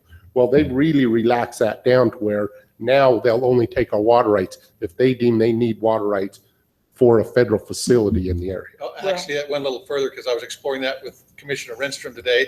It said, or if the management deems necessary. Yeah. So. Well, So okay, there so again, you let's get an overzealous- protest the water rights issue. Let's protest that we want to be a cooperating agency in these determinations. Well, I think our protest needs to include everything that we want in there, not It's just going to one. include more than I I want. think we need to be, whatever concerns us, we need to protest anything that concerns us. And it has to be based on our comments to the draft plan. Correct. When it was in the Well, public then comment. let's get a letter going and let's get it loaded up. Again, I want to go by the direction of the council. I mean, That's I I mean, I loaded hundreds and hundreds of documents. We second our transportation plans, our parks and recreation plan, because it was so broad last time. Affidavits from everybody that's an elected official in our department head, because it was much more elaborate last time. So Well, I it think won't be near the effort, but I do want to be. I need to put a protest that reflects what the council wants, irrespective. So I need direction as far as that goes. What would you want?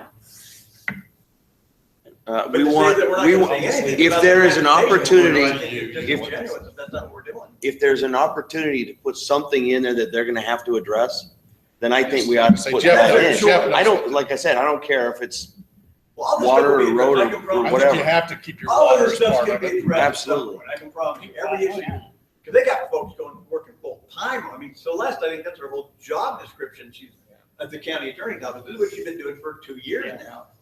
So all of these issues are gonna be filed at some point about a protest. The question simply is, what do we want to put? A lot of this will be coattailing or just, copying off of what I worked on last year. But a lot of it's going to depend on what we want to have our name loaded on with. All these issues will be thrown out there by somebody. Just depends on whether or not we're invited. But we'll be the only ones protecting our water rights. If they pertain and apply to us, then we ought to have it in our protest. Well, everything, Right. there's not anything up there that doesn't pertain to us, Okay, then. frankly. Okay, then that's the direction we go. Okay, and I don't think anybody disagrees with the fact that we want to maintain as much recreation we want as we can, that if the condos are still in there, we tell them, get the condos out of here, that makes no sense. And where we have grazing rights from our citizens, we don't want you just to take them and don't steal our water rights. It still comes back down to, well, where's the direction of council that you want me to grasp onto also in the discussion of the transportation, the core. Because that's really the core of this. When we get right down to it, that's the core. I think that the two things that the MPO is asking is, number one, the language of the taking needs to be addressed. And number two, that there is, instead of contemplate, the word contemplate, that the word designate. Or identify. Or identify. It doesn't identify an alignment. It No, just it just says identifies there that has to be, some that you'll sit down and work with us somewhere. cross That isn't saying transportation that this is plan. identified, that you will. And that's what he mentioned today. If that goes in, that they will, they'll come back to the cooperating agencies and with the transportation portion of it, then sit down and say, okay, with the biologist and everybody involved, where do we now make a road? But You mean the once the process- RFP is approved and Yep. it's in there? This is the first then we'll do process. something That actually, that does Exactly. actually. So this preserves, We'll exactly. talk about down the road as opposed to, let me say, last year, there wasn't gonna be anything. There was gonna be no corridor Correct. anywhere. It wasn't gonna go there. Well, that's, Then we were gonna be protecting condos. anyway, you have your marching orders. Still are what? On the roadway, that we want to make sure that our protest is, we want that RMP is adjusted to reflect a position that there will be, as a part of this RMP, a designated corridor provided somewhere in there, as opposed to we will contemplate potentially a corridor, because as forget his name is Kyle, right? Brian. What is it? I think, Oh, it is Ryan. I think you can Brian. get, I think you can get that language right off of the MPOs. Well, that's what I'm That's what it, That's what I just wanna because make sure. their language is Everybody gonna be knows what's in basically what there. we'd like.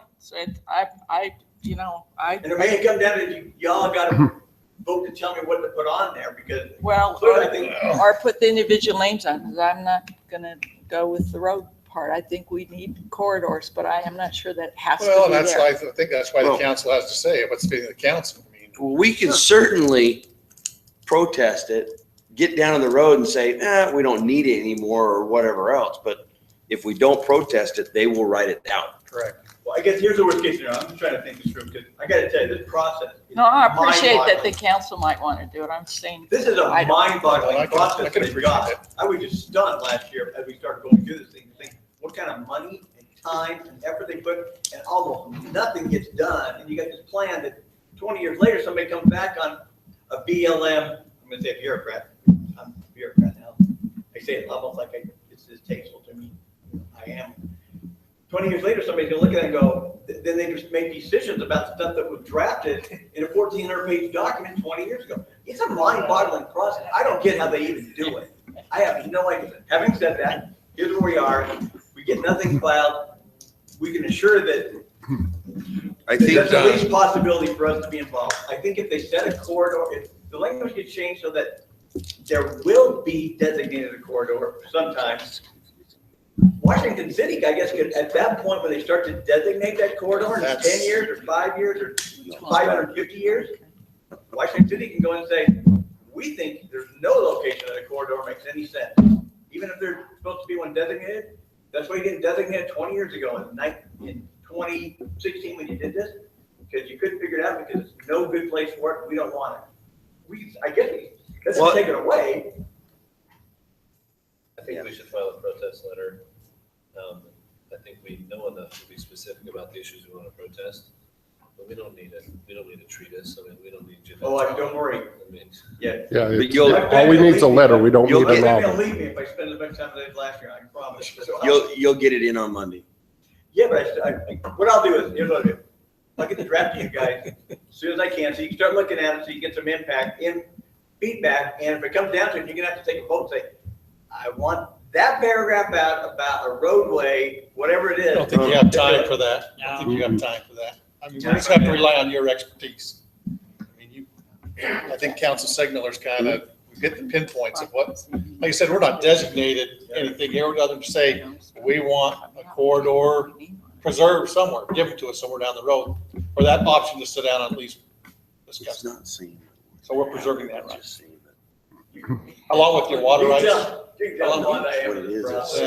fact of life is, you got a job to do.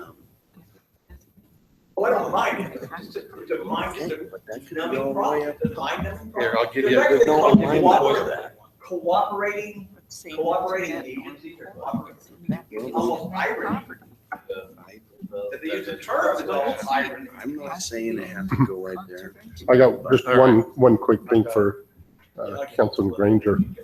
Your ramp that you're talking about coming off onto the Snow Canyon Parkway, I'm actually on a feasibility group with UDOT. They're actually looking at that right now to actually bring a slip ramp off, not an overpass, but to bring in a slip ramp off I-15 to bring that truck traffic into the industrial park there at St. George, as well as a slip ramp here at exit 10 to bring the traffic off instead of making that left-hand turning movement where the trucks will come and try to make that left-hand turn. I don't think and those stack trucks there. are just trying to get into the industrial area.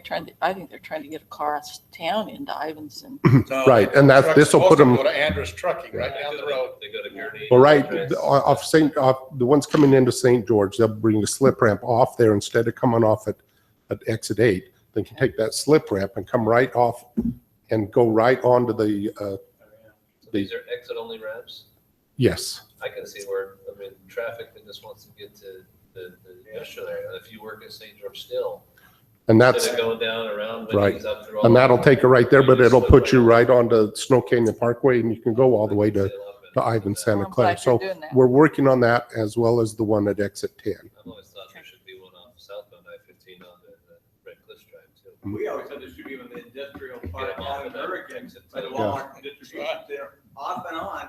And UDOT just said, 10, 15 years ago, UDOT said, we will not do that. That's a policy, we'll never do it. But again, we got like 3 or 4 exits here and down in That's our great, county. Mayor. They'd never do it. Thought you were gonna get out of here early tonight. No, I'm okay. Okay, Jeff.